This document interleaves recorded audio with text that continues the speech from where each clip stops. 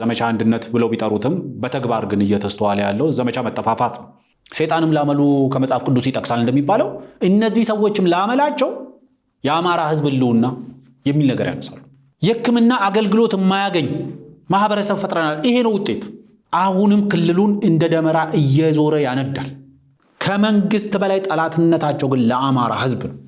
ልጆቹን ትምህርት ቤት መላክ ያልቻለው የአማራ ሕዝብ ነው። የሕክምና አገልግሎት እንኳን ማግኘት ያልቻለው የአማራ ሕዝብ ነው። አይደለም መትረፍ ራሱ የሚቻል አይመስልም። እያንዳንዱ የምናባክናት ቀን ዋጋ እያስከፈለች ያለችው የአማራን ሕዝብ ነው። ያለ ህገ መንግስቱ የሚኖር ፕሪቶሪያ የለም። ያለ ፕሪቶሪያ የሚኖር ህገ መንግስት ነው ያለው። ሰላም ጤና ይስጥልን ውድ ተመልካቾቻችን፣ ይህ በብሪጅ ሚዲያ እየተዘጋጀ የሚቀርብላችሁ የሚዲያ ዳሰሳ ፕሮግራማችን ነው። በዛሬው ፕሮግራማችን ሁለት ዋነኛ አጀንዳዎችን መሰረት አድርጌ ከእናንተ ጋር ቆይታ አደርጋለሁ። ዛሬ ትኩረት የምናደርገው እንግዲህ በትግራይ ክልል ፖለቲካ ላይ ነው።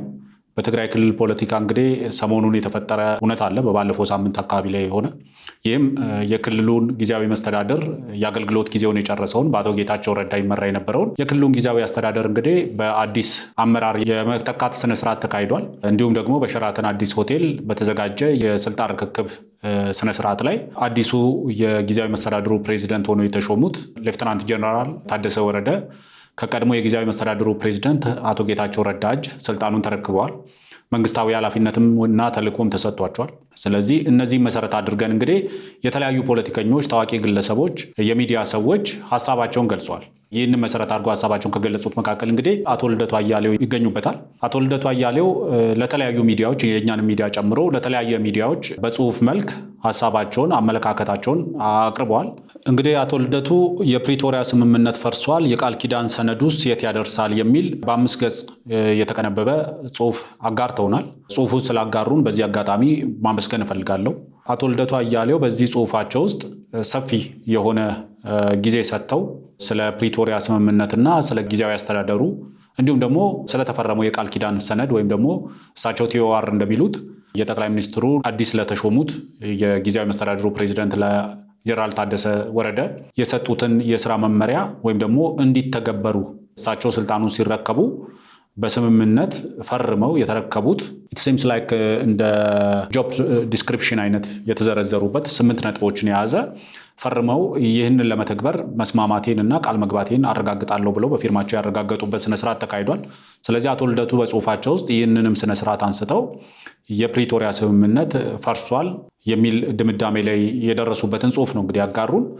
ጽሁፉን ካነበብኩት በኋላ የተወሰነ መረዳት የሰጠኝ ነገር አለ። እውነቱን ለመናገር የጽሁፉን ሞቲቭ መረዳት ብዙም ከባድ አይደለም። የጽሁፉን ማጠንጠኛ መረዳት ብዙ ከባድ አይደለም። ግን ከዚህ በፊት በተለምዶ እሳቸው ይዘው ይመጡ የነበረው ጽሁፍ የተብራራ ለመረዳት ብዙም የማይከብድ መረዳት ማለት የሚሉት ነገር ትክክል ነው ማለት አይደለም። ግን ማለት የፈለጉትን ነገር ለመረዳት ብዙም ከባድ የሚሆንባቸው ሁኔታዎች አልነበሩም። ከዚህ በፊት በሚጽፏቸው ጽሁፎች ምን እያሉ ነው ብሎ ለመረዳት አያስቸግርም። አሁን ግን በጽሁፉ ላይ የተወሰነ ረደንደንሲ የሚባል ድግግሞሽ ያለበት ጽሁፍ ነው። 2 በበቂ ደረጃ በማስረጃና በመረጃ የተደገፈ አይደለም። ብዙዎቹ የእሳቸውን በመላምታዊ የሆነ አስተያየቶች የበዛበት ነገር ነው አድርጌ የተመለከትኩት።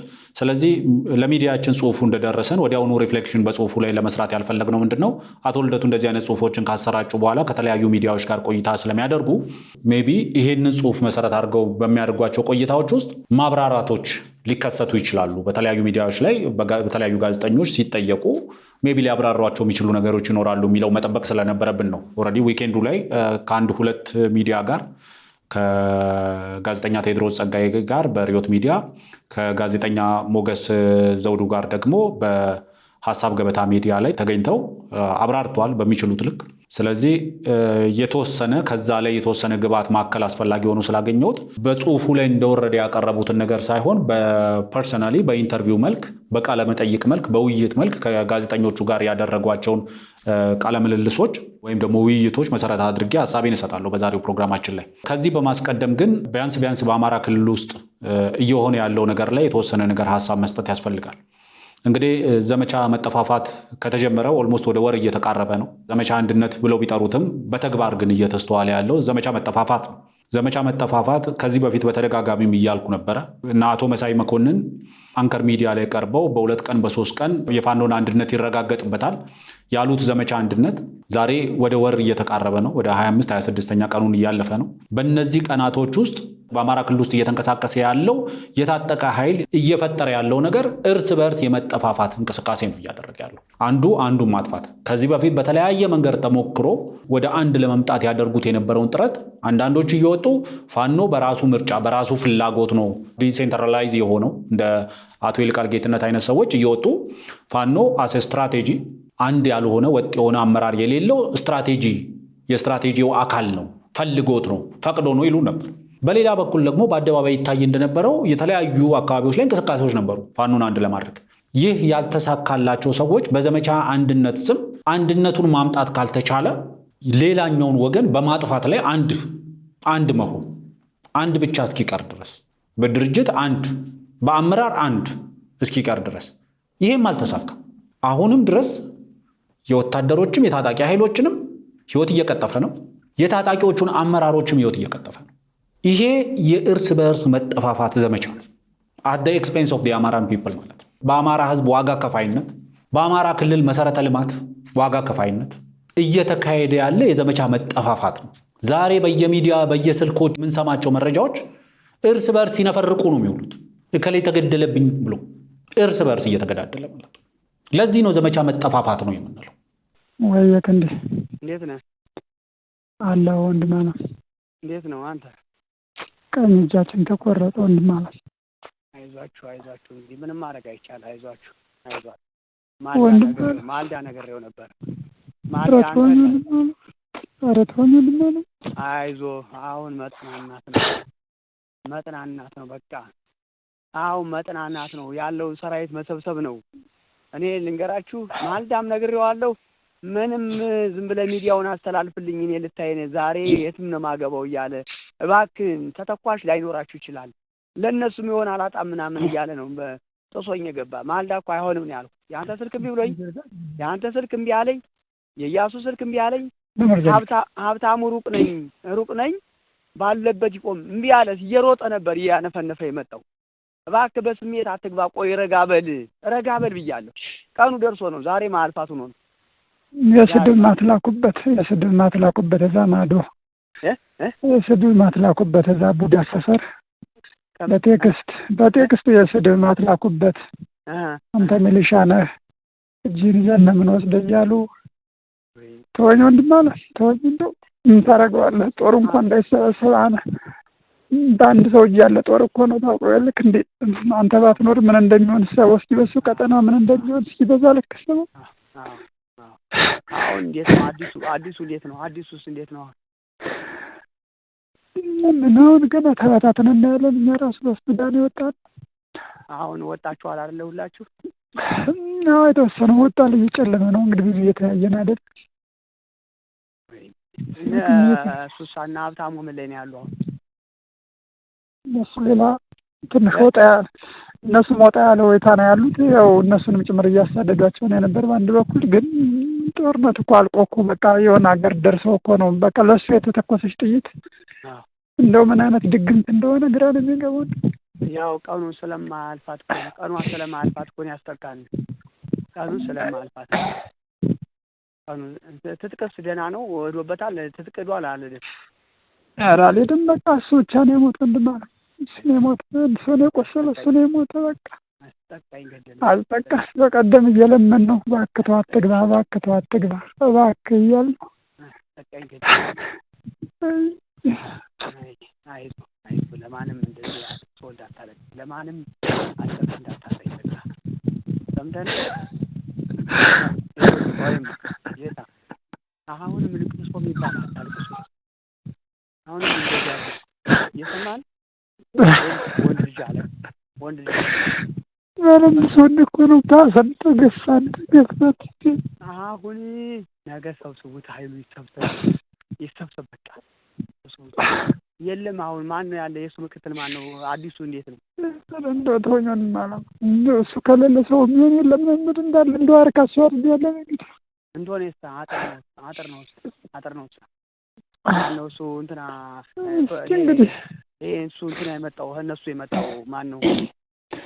ተሰባስበን እንግዲህ የምንችለው እናድርግ። እሱማ አዲሱማ አለ ምክትሉም አለ እንቶኔ እንጂ ያን መላኩም አለ አይደለም እሱ እነሱ የመጣው እነሱ በጣም የሚፈልጉት እሱ እንትና ማን ነው አማን እንዳትለኝ አይደለም እሱንማ ስታማ ሌላ እሱ አይደል እሱ ሌላ የሚጫወትብን ተልኮ ይዞ እሱን አይደል ያኛው እንጂ ያኛው ማን ነው አንዱ እነሱ የሚፈልጉት እነሱ ኑሮ የመጣው አላውቀውም ማንኛው ነው ፍቅሩ ነው ማንም ይሉት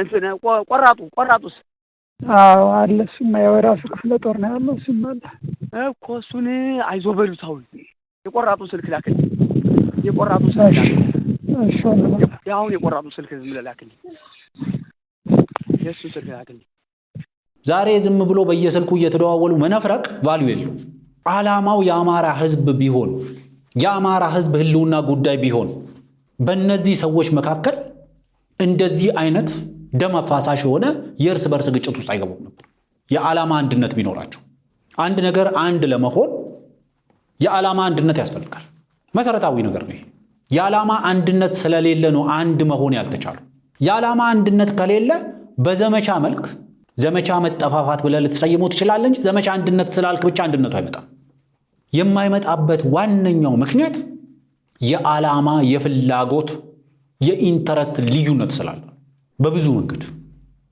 የፍላጎት ልዩነት አለ የአማራ ህዝብ ህልውና ነው በሚል የተሸፈነ ፍላጎት የአማራ ህዝብ ህልውናን ለማረጋገጥ የሚደረግ ትግል ነው በሚል የተሸፈነ ፍላጎት አለ በአማራ ህዝብ የመሰረተ ልማት እጦት የተሸፈነ ፍላጎት አለ በዛ ተሸፍኖ ነው የሚቀርበው ሰይጣንም ላመሉ ከመጽሐፍ ቅዱስ ይጠቅሳል እንደሚባለው እነዚህ ሰዎችም ላመላቸው የአማራ ህዝብ ህልውና የሚል ነገር ያነሳሉ እነዚህ ሰዎች ላመላቸው የአማራ ህዝብ የመሰረተ ልማት እጦት እንደ ምክንያት ያነሳሉ እነዚህ ሰዎች ላመላቸው የአማራ ክልል የመሬት ይገባኛልን ጥያቄ ይጠቅሳሉ ለአመል ነው የሚጠቅሱት እንደ ሰይጣን ለአመል መጽሐፍ ቅዱስ ይጠቅሳል እንደሚባለው ማለት ግን ዋናው አንድነት ማምጣት ያልተቻለበት ምክንያት የፍላጎት ወይም ደግሞ የኢንተረስት ልዩነት ስላለ ነው ዓላማው ፐርሰናል ስለሆነ ፐርሰናል የአማራ ህዝብ አይደለም ዓላማው የአማራን ህዝብ መሰረት ያደረገ አይደለም ኢትስ ፐርሰናል ለብዙ ሰዎች ከፐርሰናል መቀመጫ ጋር ይገናኛል ከፐርሰናል ስልጣን ጋር ይገናኛል ከፐርሰናል ኢንተረስት ጋር ይገናኛል ከግል ፍላጎቶች የዝርፊያ ፍላጎት የአፈና ፍላጎት የእገታ ፍላጎት ሀብት የማካበት ፍላጎት at the expense of the አማራ people ማለት ስለዚህ አሁንም ዘመቻ መጠፋፋት እርስ በእርስ ነው ያጠፋፋቸው ያለው ዘመቻ አንድነት አይደለም ትክክለኛ ስሙ ዘመቻ መጠፋፋት አንድነት በዚህ መንገድ አይመጣም አይደለም በጉልበት አንዱ አንዱን አጥፍቶ ሊመጣ የሚችል ሊሆን ይችላል አንድ የተደራጀ ቡድን እስኪቀር ድረስ መጠፋፋት ይችላል አንድ የፍላጎት ቡድን አንድ የዝርፊያ ቡድን አንድ የአፈና ቡድን አንድ የአውዳሚ የመሰረተ ልማት አውዳሚ ቡድን እስኪቀር ድረስ ይሄ ዘመቻ አይቆም አሁን አንዱ ዘራፊ ሌላውን ዘራፊ ነው እያሳደደ ያለው አንዱ ቀጣፊ ሌላውን ቀጣፊ ነው እያሳደደ ያለው አንዱ አፋኝ ሌላውን አፋኝ ነው እያሳደደ ያለው ይህ ነገር አለመሳካቱን ላለመቀበል ዛሬ ሁሉ በየሚዲያ ላይ እየወጣ ትላንትና 8-9 ነበሩ ቢያንስ አሁን ወደ 2 መጥቷል ይላል ያሳዝናል እውነቱን ለመናገር ሜንሊ በአማራ ክልል ውስጥ የትጥቅ ትግል እያደረጉ ያሉ በተለያየ አካባቢ ላይ የሚገኙ በሁለት ግሩፕ ራሳቸውን ካቴጎራይዝ ያደረጉ ሰዎች ናቸው ትግል እያደረጉ ያሉት ዝርፊያም አፈናም እገታም ምናምን የምንላቸውን ነገሮች እየፈጸሙ ያሉት ቢያንስ በሁለት ሊደርሺፕ ስር በሁለት ቡድን ስር የተደራጁ ኃይሎች ናቸው በግልጽ የሚስተዋለው ይሄ አንድ ቡድን አለ አቶ እስክንድር ነጋ ስር ያለ ራሱን የአማራ ፋኖ ህዝባዊ ድርጅት ብሎ የሚጠራ በዚህ በኩል ደግሞ ራሱን የጎጃም አማራ ፋኖ ብሎ ባደራጀው በአቶ ዘመነ ስር ያለ ቡድን አለ በዚህ በአቶ ዘመነ ስር ከወሎም ከጎጃምም ከሸዋም ከጎንደርም እዚህ ስር ያሉ አሉ በአቶ እስክንድር ነጋ ስርም ከጎጃምም ከወሎም ከሸዋም ከጎንደርም ደግሞ በሳቸውም ስር አሉ ዛሬ ላይ ተነስተ ትላንትና 8 ነበሩ አሁን ወደ 2 መጥተዋል just for mental satisfaction ማለት ነው ይሄንን የሚሉት በጦርነት ውስጥ እየኖረ ያለው የአማራ ህዝብ ይሄ አለመሆኑን ያውቃል ወዴት እንደምትወስዱት ገብቶታል አንድ በተለይ በሆነ ማህበራዊ ሚዲያ ላይ ሲዘዋወር ያየሁት ምስል አለ እጅግ ልብ የሚሰብር ወገንክን እርዳ አገርክን እርዳ ሳትሞት ሳትታመም እጅ ሳይታሰር ላገር ነው መቅደም ያለው ያሰብነው ነው እናት ይመጣ ምትረዳ እናታችን ሲፎርዳሉ እንደልባችን ተንፈሰን በርንበት እንደልባችን አውግተን ምንነው በአሶሳ እየሄደ እያመረተ የሚመጣ ጀግና እዚህ በገንዛ ጓዳችን መከራ ማዳለም እንዴት የመረረ ነገር እኮ ነው። ደግሞ ትላሉ ታላሳየኝ እዚህ ሄደ ታላሳየኝ አንድ ጎልማሳ አንድ ወጣት በዚህ ደረጃ ተሰብሮ ማየት ያሳዝናል። ወተን መግባት አልቻልንም። ትላንትና ቤኒሻንጉል ታች ወርደን መተከል ወርደን እናርስ ነበር። ከወንድሞቻችን ጋር እናወጋ ነበር። ዛሬ ችግሩ በጓዳችን አመጣችሁብን ነው የሚለው። የአማራ ገበሬ ኑሮ ይሄ ነው። የአማራ ህዝብ ኑሮ እንግዲህ ይሄ ነው። ዛሬ የፋኖ ትጥቅ ትግል ምናምን ብሎ የሚያራግቡ ሰዎች በጣም የሚያሳፍረው ነገር በሁለቱም ሳይድ ያሉ ሰዎች ይህን ምስል ይዘውት ሲሯሯጡ ያሉ በፋኖነት ስም በአማራ ታጣቂነት ስም ተደራጅተው እንቅስቃሴ እያደረጉ ያሉ ሁለቱም ወገኖች ይህን ምስል ያሯሩጣሉ። የመንግስት ደጋፊ ነን የሚሉ ይህን ምስል ይዘው ይሮጣሉ። አንዳንዴ የሰው ፊት የሰው ሁኔታ ፊቱ ላይ እልሁ ይታያል። ይህንን ንግግር የሚናገረው ሰው ብስጭቱ፣ ተስፋ መቁረጡ ይታያል።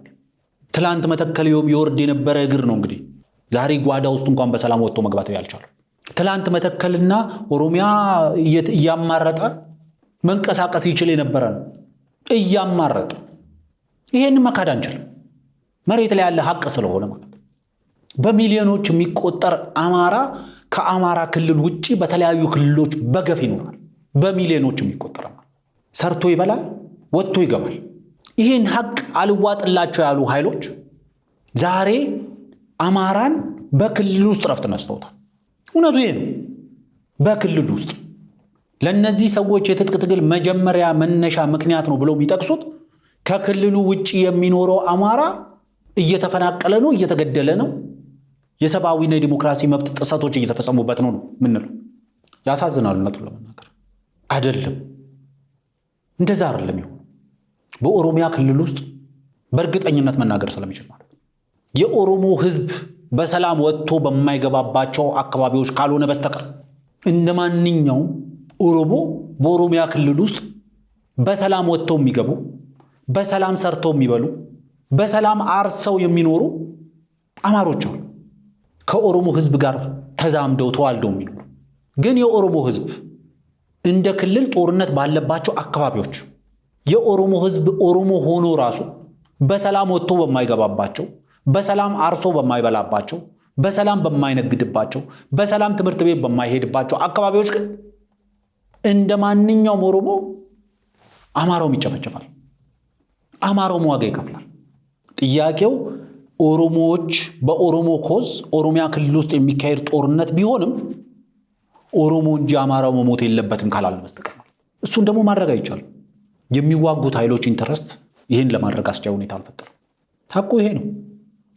ዛሬ ግን በዚህ ምክንያት አድርገን ትላንት ቢያንስ ኦሮሚያ ወለጋ አካባቢ የከፋበት አማራ ትንሽ ተሻግሮ ጎጃም ይሄድ ነበር፣ ትንሽ ተሻግሮ ወደ ደብረ ብርሃን ይሄድ ነበር። ኦሮሚያ ክልል ውስጥ ያለ ጦርነት፣ ኦሮሚያ ክልል ውስጥ ያለ ግጭት ዋጋ ያስከፍለኛል ብሎ የፈራ አማራ ቢያንስ የሚሄድበት ክልል ነበር። አሁን ያ ክልል ከኦሮሚያ ክልል ለአማራው የከፋበት፣ ከመተከል በላይ ለአማራው የከፋበት፣ ከቤኒሻንጉል በላይ ለአማራው የከፋበት፣ ከትግራይ ክልል በላይ ለአማራው የከፋበት ሆኗል። አማራ ክልል አሁን ያለው ነባራዊ ሁኔታ ይሄ ነው። እነዚህ ታጣቂ ኃይሎች በንግግር በውይይት ሊፈታ የሚችል ነባራዊ ሁኔታን በመረዳት ውስጥ ሊፈታ የሚችል ጉዳይ አወሳስበውት ያዳራሹን ጉዳይ ወደ በረሃና ወደ ጫካ ከወሰዱት በኋላ አማራ ትላንት የነበሩትን ያጣ፣ ዛሬ ከትላንት የባሰ የህልውና አደጋ ተጋርጦበታል። ዛሬ ገበሬው በነፃነት ወጥቶ ማረስ አልቻለም። የምርት ማሳደጊያ ግብአትን መረከብ አልቻለም።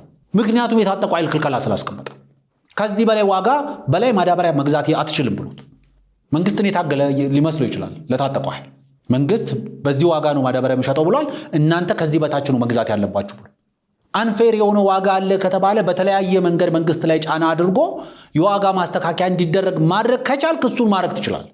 እሱን ማድረግ ካልቻልክ ግን ገበሬውን እንዳትገዛ በማለት የምታመጣው ለውጥ የለም። ገበሬው አይረስ አያምርት ካልሆነ በስተቀር ዛሬ በሰላም ወጥቶ የሚገባ በሰላም አርሶ የሚበላ በሰላም የሚነግድ በሰላም ልጆቹን ትምህርት ቤት የሚልክ አማራ በክልል ውስጥ የለም። የሚያሳዝነው ይሄንን ነው እንዳችብመት የሚነግሩን እንግዲህ እነዚህ የታጠቁ ኃይሎች አንገቨርንድ አድርገነዋል። ክልሉን ከመንግስት አስተዳደር ውጭ አድርገነዋል። ይሄ ነው ውጤት ለእነዚህ ሰዎች። በሚሊዮኖች የሚቆጠሩ ህፃናት ትምህርት ቤት የማይሄዱበት ሁኔታ ፈጥረናል። ይሄ ነው ለነዚህ ሰዎች ውጤት። የሕክምና አገልግሎት የማያገኝ ማህበረሰብ ፈጥረናል። ይሄ ነው ውጤት። የትግላቸውን ውጤት የሚለኩት በዚህ ነው። ባስተጓጎሉት መንግስታዊ አገልግሎት፣ ባወደሙት መሰረተ ልማት፣ በዘጉት መንገድ ማንን እየጎዱ እንደሆነ እንኳን ማያውቁ። ፖለቲካ ማወቅ አንድ ነገር ሊሆን ይችላል። ማንበብ መማር ምናምን ሊፈልግ ይችላል። ጦርነት ማወቅም አንድ ነገር ሊሆን ይችላል። ቢያንስ የመዋጋት የህይወት ዋጋ ለመክፈል ቁርጠኝነት ሊያስፈልግ ይችላል። እነዚህ ሰዎች ጠላትነታቸው ከማንም በላይ ለአማራ ህዝብ መሆኑን ነው እያሳዩ ያሉት። የፖለቲካ አላዋቂነታቸው ማሳያ አንዱ ይሄ ነው። የጦርነት አላዋቂ መሆናቸው ማሳያ አንዱ ይሄ ነው። በክልል ውስጥ ያለው ሁኔታ ላለፈው 2 ዓመታት በ2 ሳምንት ውስጥ በቀናት ውስጥ 4 ኪሎ ልቆጣጠራለሁ ብሎ ሲደሰኩር የነበረ ኃይል በ2 ዓመት አሁንም ክልሉን እንደ ደመራ እየዞረ ያነዳል። ከዛ ይሄን ውጤት ብሎ ደግሞ በየሚዲያ እየወጣ ይለፈልፋል። በዚህ የሚጋረጥ የአማራ ህዝብ ህልውና ካልሆነ በስተቀር የሚረጋገጥ የአማራ ህዝብ ህልውና ግን የለም። የሚጋረጥ አደጋ የሚጋረጥበት የአማራ ክልል የአማራ ህዝብ ህልውና ግን አለ። ለኔ እነዚህ ኃይሎች ጠላትነታቸው ለመንግስት ሊመስለን ይችላል። ከመንግስት በላይ ጠላትነታቸው ግን ለአማራ ህዝብ ነው። ዋጋ እየከፈለ ያለው የአማራ ህዝብ ነው። ልጆቹን ትምህርት ቤት መላክ ያልቻለው የአማራ ህዝብ ነው። የሕክምና አገልግሎት እንኳን ማግኘት ያልቻለው የአማራ ህዝብ ነው። ፋርማሲዎችን ሳይቀር፣ ሆስፒታሎችን ሳይቀር፣ የሕክምና ባለሙያዎችን ሳይቀር፣ መምህራኖችን ሳይቀር የሚያወድምና የሚገል በምንም አይነት መስፈርት የአማራ ወዳጅ ሊሆን ይችላል። ለአማራ ህዝብ ነው ልብታገለው ሊል አይችልም። አሁንም ደግመን ደጋግመን ብለናል። በአማራ ክልል ውስጥ የሚደረጉ የትጥቅ ትግሎች በከፍተኛ ደረጃ ዋጋ የሚያስከፍሉት የአማራን ህዝብ ነው፣ የአማራን ክልል ነው። መሰረተ ልማቱን የሚያወድቁት የሚያደቁት። የትግራይ ክልል በባለፉት ጦርነቶች ምንድን ያገኘው? ምንድን ያተረፈው? ምንድን ያረጋገጠው? ዛሬ ሁሉም እንደ ቀላል ነገር ቁጥር ሲጠራ አያፍርም። በየአደባባዩ በየመድረኩ በጭብጨባ ታጅበው 600 ምናምን ሺህ ወጣቶች ገብረን ይላል። ምን ለማግኘት? ምን ለማምጣት? ምን ፈልገው ምን አገኙ? ይህን ሁሉ ሺህ ሰዎችን ህይወት የገበሩበት ምን ለማምጣት? ምንድን ያገኙት? አት ዘ ኤንድ ኦፍ ዘ ዴይ ወደ ስኩዌር ዋን እንኳን በበቂ ሁኔታ አልተመለሱ።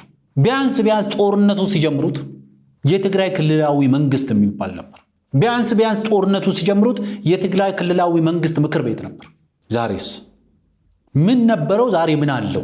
የጨመረው ምንድን ነው? የጨመረው የ600 ምናምን ሺህ ሰዎች ህይወት የቀጠፈ ጦርነት ነው ብለው ሲነግሩን ምንድን ነው የጨመሩት? በእነዚህ ሰዎች መቃብር ላይ በእነዚህ ሰዎች አስክሬን ላይ ተረማምደው ምንድን ነው ያገኙት? የትኛው ከፍታ ላይ ነው የደረሱት? ለእነዚህ መስዋዕትነቶች ዳግም ሞት የሚሆነው ይሄ ነው። አንድ አቺቭ የተደረገ ነገር የለም። እውነቱን ለመናገር ግን አት ዘ ኤንድ ኦፍ ዘ ዴይ ዋጋውን የከፈለው የትግራይ ህዝብ ነው። ዛሬ በር እያየች ልጇን የምትጠብቅ የትግራይ እናት ነች። ላረጁት ለሽማግሌዎቹ በህይወት ለማኖር ሲባል በሺዎች የሚቆጠሩ ወጣቶች ህይወት ገብረዋል። ኢሪስፖንሲብል በሆነ የተወሰነ ጊዜ ከተረፈን ወይም ደግሞ በነገው ፕሮግራማችን ወይዘሮ ኬሪያ ኢብራሂም ከሪዮት ሚዲያ ጋር ያደረጉትን ቆይታ ብዙ የሚናገረው ነገር ስላለ እሱን አነሳለሁ ጊዜ ከተረፈ በተወሰነ ደረጃ፣ ካልሆነ በነገ ፕሮግራማችን ውስጥ እናካትተዋል። የሚነግረን ነገር የትግራይ ህዝብ የትግራይ መሰረተ ልማት ነው ዋጋ የከፈለው። ዛሬ የጥቂት ታጣቂ አመራሮችን የግል ፍላጎታቸውን እንኳን ኮምፕሮማይዝ ለማድረግ ፍላጎት የሌላቸውን የዝርፊያ ፍላጎታቸውን የአፈና ፍላጎታቸውን ኮምፕሮማይዝ ለማድረግ እንኳን ፍላጎት በሌላቸው ሰዎች መካከል በተፈጠረ ክፍፍል የታጠቀው ኃይልም አላስፈላጊ መስዋዕትነት እየከፈለ ነው። በግራ በቀኝ ያለው ከሁሉም በላይ ደግሞ የአማራ ህዝብ ዋጋ እየከፈለ ነው። ስለዚህ እንደለመድነው ዛሬ ምን እንላለን? አንድ ቀን ወደ ቀልባቸው ተመልሰው ይሰማሉ ብለን ስለምናስብ አሁን የምናገረው ከፖለቲካው ግንና ከፖለቲካ አፊሊዬሽን ጋር የሚገናኝ ነገር የለም። አይ ኖ አት ዘ ኤንድ ኦፍ ዘ ዴይ በምን መንገድ እንደሚጠናቀቃል እንደዛ እያልን ነው። ህወሓት ፕሪቶሪያ የተቀመጠው እንደዛ እየተባለ ነው። በውይይት ነው ይሄ ነገር ማለቅ የነበረበት። ኮምፕሮማይዝ በመደራረግ ነው ይሄ ነገር ማለቅ የነበረበት። ጦርነት ውስጥ እያሉም በጦርነት የምታገኙት ነገር የለም። ጦርነቱ ትግራይ ክልል ውስጥ በነበረበትም ሰዓት ይሄ ነገር በጦርነት የሚፈታ አይደለም፣ በድርድር ነው። ወደ ቀልባችሁ ተመለሱ። ከትግራይ ክልል ወጥቶ አፋርና አማራ ክልል ሲገባም ተመሳሳይ ነበር። የመንግስት ጥሪም ተመሳሳይ ነበር። በየሰዓታት እየተገደበ የፎይታ ጊዜ እየተሰጠ ወደ ቀልቡ የሚመለስ ካለ ተብሎ ሰሜን ሸዋ ደረስን ሲሉም ተመሳሳይ እብሪት። የሆነ ቀን ይተነፍሳል፣ የሆነ ቀን ይገባናል። ለዶሮ በሽታ በሬ ማረዳችን ይገባናል። የሆነ ቀን ዶሮ የታመመብኝ ብሎ ጠንቋይ ቤት የሄደ ሰው ጠንቋዩ ዶሮ እንድትድንልህ በሬ ደርድልኝ ስላለ በሬ ያርዳል። አሁን አማራ ክልል እየተካሄደ ያለው ጦርነት ይሄ ነው። ትልቁን ነገር ለትንሹ ነገር ሳክሪፋይ ማድረግ፣ መስዋዕት ማድረግ። ልትሰሙ ትችላላችሁ ብለን ስለምናስብ ደጋግመን የምንለው መንግስት ስለ ማሸነፍ ስላልቻለ ነው ምናምን ነው። ጦርነቱ ከተጀመረ ቀን ጀምሮ ነው። በሁለቱም ወገን ሽንፈት ነው። በሁለቱም ወገን there is no any victory። እውነቱን ለመናገር መንግስት እንደ መንግስት የመዋጋት ሌጋል መብት ቢኖረው፣ ራሱን የመከላከል መብት ቢኖረው፣ ሞኖፖሊ ኦቨር ቫዮለንስ ቢኖረው፣ እያንዳንዷ የሚተኩሳት ጥይት ለመግዛት የሚያወጣው ወጪም የሱ ነው። በማምረት ውስጥ የሚያወጣው ወጪ የሱ ነው። አደ ኢንድ ሄዶ የሱ የተኮሰው ጥይት የሚያወድመውንም ነገር አደ ኢንድ ኦፍ ዘ ዴይ የሚገነባው ራሱ ነው። ስለዚህ መንግስት በዚህ ይጎዳል። ስለዚህ ጦርነቱ የሀገር ውስጥ ጦርነት በተጀመረ ዕለት የሚታወቀው አንድ ነገር there is no winner። በጦርነት በሀገር ውስጥ በተለይ የሚካሄድ የውጭ ጦርነት ቢሆን ከባዕድ ሀገር ጋር የሚደረግ ጦርነት ቢሆን አሸናፊ ሊኖረው ይችላል። ባለህ አቅም ልክ መዋጋት ትችላል። የሚጎለው አካል በሙሉ ሸክምክ ነው የሚሆነው ነገር። የሚወድመው መሰረተ ልማት በሙሉ ሸክምክ ነው የሚሆነው ነገር። የትግራይ ጦርነት የነገረን ይሄ ነው። ዛሬ በሺዎች የሚቆጠሩ አካል ጉዳተኞች ትግራይ ክልል ውስጥ አሉ። የመንግስት ድጋፍ ይፈልጋሉ። መሰረተ ልማቶች ወድመዋል በዛ ጦርነት። እነዛም የመንግስትን የግንባታ ወጪ ይፈልጋሉ። የመንግስትን ድጋፍ ይፈልጋል። መልሶ ግንባታ፣ መልሶ ማቋቋም የሚባሉ ነገሮች የመንግስትን ድጋፍ፣ እርዳታ ይፈልጋሉ። በሀገር ውስጥ የሚደረግ ማንኛውም ጦርነት wherever it is፣ ኦሮሚያ ክልል የሚካሄድም ጦርነት በጠረጴዛ ዙሪያ ነው አሸናፊ ሊኖር የሚችለው። ለኔ አይደለም ማትረፍ መትረፍ ራሱ የሚቻል አይመስልም በዚህ አሁን በሚካሄደው ጦርነት ላይ። ስለዚህ ሁሉም ወደ ቀልቡ ተመልሶ በክልል ውስጥ ያለ ብቻ ሳይሆን በሀገር አቀፍ ደረጃ የሚካሄዱ ጦርነቶች ብቸኛ መፍትያቸው ውይይትና ድርድር ነው። አላስፈላጊ በሆነ መንገድ ወደ በረሃና ወደ ጫካ የተበተነው ሰራዊት ወደ አዳራሽ መመለስ አለበት። ኮንፋይንድ ወደሆነ ኤንቫይሮንመንት መመለስ አለበት። በቆይታ ብዛት ግን ከቁጥጥር ውጭ እየሆነ ይመጣል። በቁጥጥር ውጭ እየሆነ የታጠቀው ኃይል የትጥቅ ትግልን ዌይ ኦፍ ላይፍ ያደርገዋል። የኑሮ ዘይቤው ካልተዋጋ በልቶ ማያድር፣ ካልተዋጋ ማይኖር ይሆናል። አንዳንዴ በዚህ ነባራዊ ሁኔታ ውስጥ እያደጉ ያሉ ህፃናቶች ስናይ ክላሽ ዛሬ ተሸክመው ክላሽና ጓንዴና ቤልጂጋቸውን እያወዛወዙ ከሚዞሩ የታጣቂ ቡድኖች በላይ እኔ የሚያሰጋኝ በሸንበቆ ክላሽ እየሰሩ የሚጫወቱ ህፃናቶችን ማየት በራሱ ያሰጋል። ከዛ በላይ የሚያሰጋኝ ይሄ ነው። ካለው ነባራዊ ሁኔታ እየተማሩ ያሉት እሱ ካለው ነባራዊ ሁኔታ እየተማሩ ያሉት ሽለላውን ቀረርቶን ነው። በሸንበቆም በኮባም ክላሽ ሰርቶ ትከሻው ላይ አርጎ መዞርን ካለው ነገር ይሄ ነው የሚያስፈራው። እውነቱ ይሄ ነው።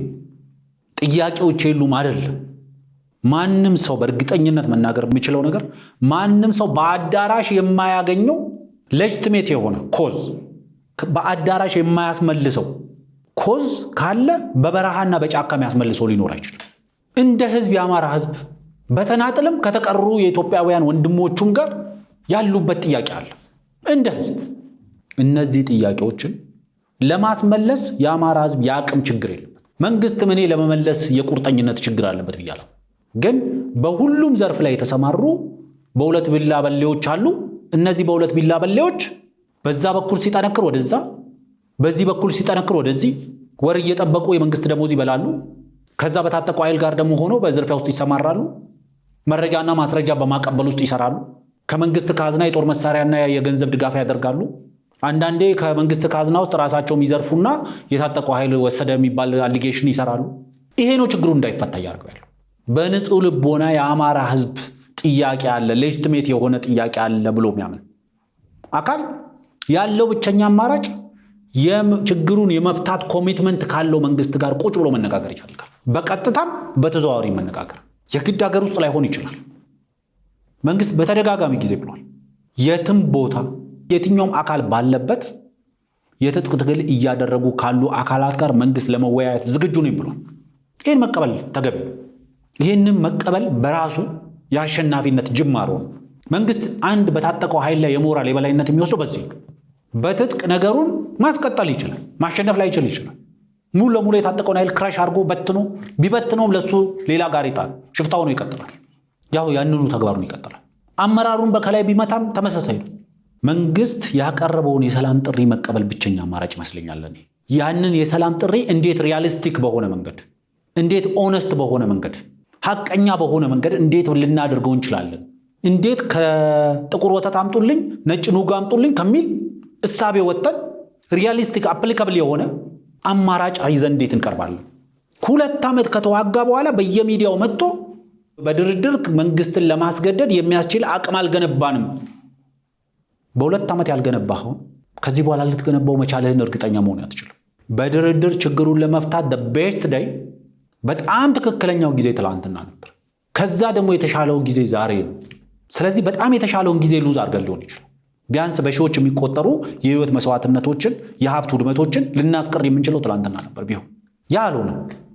አትሊስት ግን ዛሬ ግን መሆን ይችላል። ዛሬ መሆን ይችላል። ቢያንስ እኛም ለድርድር ዝግጁ ነን። ሐቀኛ የሆነ ውይይት ለማድረግ እኛም ዝግጁ ነን። መንግስት ብቻ አይደለም። ይሄንን በውይይት ችግራችንን ለመፍታት ሐሳባችንን ለማቅረብ መንግስት የሚፈልግበትን እንዲወጣ ለማድረግ እኛም ዝግጁ ነን። እኛም ኮሚትድ ነን። ግን ገለልተኛ በሆነ ቦታ ገለልተኛ የሆነ አካል ባለበት ነው መደራደር የምንፈልገው ማለት ይቻላል። ይሄን ሳይባል ግን መንግስትን መገዳደር የሚችል፣ መንግስትን ማስገደድ የሚችል፣ መንግስትን እጅ መጠምዘዝ የሚያስችለኝ አቅም አልፈጠርኩም ማለት ግን አይቻልም። ምክንያቱም እየሞተ ያለ ህዝብ አለ። የህልውና አደጋ የተጋረጠበት ህዝብ አለ። መሰረተ ልማቱ እየወደመ ያለ ህዝብ አለ። ወጥቶ ማረስ ያልቻለ ገበሬ አለ። ወጥቶ መነገድ ያልቻለ ነጋዴ አለ። ወጥቶ መማር ያልቻሉ ህፃናቶች አሉ። ይሄንን ማመን ያስፈልጋል። ይሄንን ነው አውቀን ልንገባበት የሚገባው። እያንዳንዱ የምናባክናት ቀን ዋጋ እያስከፈለች ያለችው የአማራን ህዝብ በቀዳሚነት፣ በሁለተኝነት፣ በሶስተኝነት ዋጋ እያስከፈለ ያለውን አካል መጥቀስ ይቻላል። ስለዚህ ዋናው መሰረታዊው ነገር እንዴት አድርገን ከገባንበት የፖለቲካ ውድቀት እንዴት አድርገን መውጣት እንችላለን፣ ከገባንበት የፖለቲካ ቅርቃር እንዴት አድርገን መውጣት እንችላለን ብለን ነው ራሳችንን መጠየቅ ያለብን። ይሆናል ብለን ገብተንበታል። አላስፈላጊ መስዋዕትነት ከፍለንበታል። ህዝባችንን ለውድመት ለእልቂት ዳርገናል። እንዴት አድርገን ነው የምንወጣው? ጎበዝ ወታደር ኢንትሪውን ብቻ አይደለም የሚያየው፣ ሲገባ መውጫውን ነው የሚያየው። ከሆነ እቆያለሁ ብቻ ብልግ ታስቦ ግን አይደለም ጦርነቱ ውስጥ የሚገባው። ኤግዚት ስትራቴጂም ይኖራል። ኢንትሪ ስትራቴጂ ይዘጋጃል። እንዴት አድርጌ ነው የምገባው? ከዛ ሴፈስት የሆነ ደግሞ ኤግዚት ስትራቴጂ ያስፈልጋል። አሁን ትልቁ ችግር የሆነው በአማራ ክልል ውስጥ ትልቁ ችግር የሆነው የሚገዛበት ኮድ ኦፍ ኮንዳክት የለው፣ የሚተዳደርበት ደንብ የለው፣ ሁሉም የተስማሙበት ኮንታክት ፐርሰን የለም። ሁሉም እንደፈለገ ይናገራል። ደን እከሌ እኮ እንደዚህ ብሏል ሲባል አይ እሱ እኮ ፋኖን አይወክልም ይባላል። እንደዚህ እየተደረገ ነው ከተጠያቂነት የሚሸሸው። ስለዚህ ለኔ ብቸኛው አማራጭ ወንበር ስቦ በጠረጴዛ ዙሪያ መቀመጥ ነው። ለሁለቱም አካላት፣ ለመንግስትም፣ በኢትዮጵያ ውስጥ በተለያየ አቅጣጫ ተሰማርተው ላሉ ታጣቂዎችም ማንም ሰው ቤስት የሆነውን ማግኘት የሚችለው ከጠረጴዛ ነው። በምንም አይነት ተአምር ከጠረጴዛ የበለጠ ከጦር ሜዳ መገኘት አይችልም። በምንም ተአምር። just mark my word እንደሚሉት የዛሬ 6 ዓመትም የዛሬ 60 ዓመትም ይሄ ጦርነት ሊቀጥል ይችላል። ዛሬ ማግኘት የሚችሉትን ነው at the end of the day የሚያገኙት። ቴክኒካሊ ኮንስቲቱሽናሊ ኦር by any means በአማራ ህዝብ ላይ የተጋረጠ አደጋ አለ፣ በአማራ ህዝብ ላይ የተጋረጠ ስጋት አለ ተብሎ ከታመነ አዳራሽ ይፈተዋል። ስለዚህ ወደ ቀልብ መመለስ ይፈልጋል። እውነቱን ለመናገር ካሰብኩት በላይ ነው እዚህ አጀንዳ ላይ ቆየሁት። ከዚህም በላይ ዲዘርቭ ያደርጋል ብዬ አስባለሁ። እውነቱን ለመናገር ከዚህ በላይ ብል ተገቢ ነው ብዬ አምናለሁ። እንደባከነ አድርጌ አልቆጥርም። ቢያንስ ፎር ዘ ሪከርድ ቢያንስ ነገ እንደዚህ ተብለናል ለማለት እንኳን ቢሆን እንደዛ እንዲሆን አልፈልግም። ትላንትና የምናውቃቸው ወዳጆቻችን ናቸው ዛሬ በየበረሃ በየጫካው ላይ ያሉት። we do mistakes ስህተት እንሰራለን። ስለዚህ አንድ ቀን ደግሞ መሳሳታቸው ገብቷቸው አላስፈላጊ ዋጋ እየከፈሉ እንደሆነ ገብቷቸው ወደ ቀልባቸው የሚመለሱበት ቀን ይመጣል ብዬ ስለማስብ ሜቢ እዚህ ጉዳይ ላይ ረጅም ሰዓት በወስድም ኤክስፔክት አደርጋለሁ። ነገ የተሻለ ቀን ሊመጣ ይችላል። ገበሬያችን በሰላም ወጥቶ የሚያርስበት፣ ነጋዴው በሰላም ወጥቶ የሚነግድበት፣ ልጆቻችን ወደ የትምህርት ቤታቸው በነፃነት የሚሄዱበት፣ እናት አባት ያለ ስጋት ልጆቻቸው ይመጣሉ ወይስ ይቀራሉ ከሚል ስጋት የሚላቀቁበት ቀን ይመጣል ብዬ ተስፋ አደርጋለሁ። የተሻለ ቀን ለሀገራችን ይመጣል ብዬ ተስፋ አደርጋለሁ። ይህንን ካልኩ እንግዲህ ወደ አቶ ልደቱ አጀንዳ ልመለስ። አቶ ልደቱ እንግዲህ ቅድም በመግቢያ ላይ እንዳነሳሁት የፕሪቶሪያ ስምምነት ፈርሷል የሚል ኮንተንት ያለው እና የቃል ኪዳኑ ሰነዱስ የት ያደርሳል የሚል ጽሑፍ አጋርተውናል። ቅድምም ብያለሁ። አሁንም ስለ ጽሁፋቸው አክብሮቴንም ምስጋናዬንም አቀርባለሁ በሚዲያችን ስም። ኮንተንት ዋይዝ ግን ጽሁፉ ከዚህ በፊት አቶ ልደቱ ሲጽፏቸው ከነበሩት ጽሁፍ የደከመ ጽሁፍ ነው ለኔ። በጣም ብዙ ረደንደንሲ ያለበት፣ በጣም ብዙ በመረጃና በማስረጃ ያልተደገፉ ተራ አሉባልታና አሊጌሽኖች ያሉበት ጽሁፍ ነው ያየሁት። ሜቢ የኔ ፐርሰናል ኦፒኒየን ሊሆን ይችላል። ሜቢ የእሳቸው የማስረዳት አቅም ወይም ደግሞ በጽሁፋቸው ውስጥ ሀሳባቸውን በበቂ ሁኔታ ያለመግለጽ ምክንያት ብቻ ላይሆን ይችላል፣ ወይ ደግሞ የኔ የመረዳት አቅሙ ስንነትም ውጤት ሊሆን ይችላል ብዬ አስባለሁ። ግን በተወሰነ ደረጃ የኔም ብዥታ የሚጋሩ ደግሞ በተለያየ ሚዲያ ላይ ሀሳባቸውን የሰነዘሩ ሰዎች ስላሉ ሜቢ እኔም ብቻ አይደለም ግር ያለኝ፣ እኔም ብቻ አይደለም ሜቢ በተወሰነ ደረጃ አቶ ልደቱ እንደሳቱ የገባኝ ብዬ አስቤያለሁ። እውነቱን ለመናገር ግን አንደኛው ነገር አቶ ልደቱ እንግዲህ የሚያነሱት የፕሪቶሪያ ስምምነት ፈርሷል የሚል አሊጌሽን ያነሳሉ። በጽሁፋቸው ውስጥም ይህንን ለማስረዳት የሚችሉትን ያህል ለመቧጣት ሞክረዋል። እንግዲህ ቅድም እንዳልኩት በአቶ ልደቱ በሁለት ሚዲያ ላይ ቢያንስ ቀርበው እኔ በተመለከትኳቸው፣ ሌሎች ሚዲያ ካሉ ሜቢ አላየኋቸውም ማለት ነው። ግን ሁለት ሚዲያ ላይ አይቻለሁ አቶ ልደቱ ቀርበው ሀሳባቸውን ሲያብራሩ። ሁለቱንም በጥንቃቄ ለመስማት ሞክሬያለሁ። ከጋዜጠኛ ቴዎድሮስ ጸጋዬ ጋር በሪዮት ሚዲያ እና ከጋዜጠኛ ሞገስ ዘውዱ ጋር ደግሞ በሀሳብ ገበታ ሚዲያ ላይ ቀርበው ጋዜጠኞቹ ያቀረቡላቸውን የማብራሪያ ጥያቄዎች አቅማቸው በፈቀደ ልክ ለማስረዳት ሞክረዋል። ስለዚህ የኔን ቀልብ የሳቡ ጉዳዮችን እያነሳው ሜቢ ከጽሁፉም የተወሰኑ ነገሮችን እየጠቀስን ጎን ለጎን ደግሞ በሚዲያው ላይ ሀሳባቸውን ሲያንሸራሽሩ ካነሳቸው አከራካሪ የሆኑ በእኔ ደግሞ ግንዛቤ ደግሞ ፍጹም የተሳሳቱ አስተሳሰቦችን እያነሳው በተወሰነ ደረጃ አቶ ልደቱን ለመሞገት እፈልጋለሁ። እንግዲህ አቶ ልደቱ የፕሪቶሪያ ስምምነት ፈርሷል ይሉና የፕሪቶሪያ ስምምነት ለመፍረሱ ማሳያ አድርገው የሚያቀርቧቸው ግን እጅግ በመረጃም በማስረጃም ያልተደገፉ ነገሮችን ያነሳሉ። እንግዲህ አቶ ልደቱ እንደሚሉት የፕሪቶሪያ ስምምነት እንደተፈረመ ከ2 ዓመት ከ6 ወር በፊት የፕሪቶሪያ ስምምነት እንደማይተገበር በእርግጠኝነት ደረጃ ሆኜ ጽፌ ነበር ይላሉ። ጽሁፉን ባላነበውም ሜቢ ሊጽፉ ይችላሉ። ብዙም ይህን ላያደርጉ የሚችሉበት የፍላጎትም የአቅምም ችግር ያለባቸው ሰው ናቸው ብዬ አላስብም። ላይሳካ የሚችልበት ሁኔታን ለመተንበይ ያላቸው የፖለቲካ መረዳት በራሱ በቂ ነው ብዬ ስለማስብ ይህንን ጽሁፍ አልጻፉም ማለት አልችልም። ግን ዛሬ ላይ ቆመው ግን ፕሪቶሪያ ስምምነት ሙሉ ለሙሉ አልተተገበረም የሚል ኮንተንት ያለው ነገር ሀሳብ ሲገልጹ ግን ሳይ በተወሰነ ደረጃ ያስደነግጣል። የቱ ጋር የፕሪቶሪያ ስምምነት ያልተፈጸመው?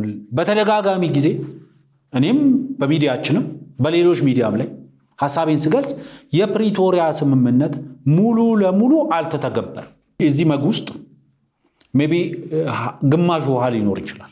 ይሄ ሙሉ ውሃ ነው ማለትም ውሸት በሆነው ልክ ይሄ ሙሉ ባዶ ነው ማለትም ደግሞ ውሸት ነው።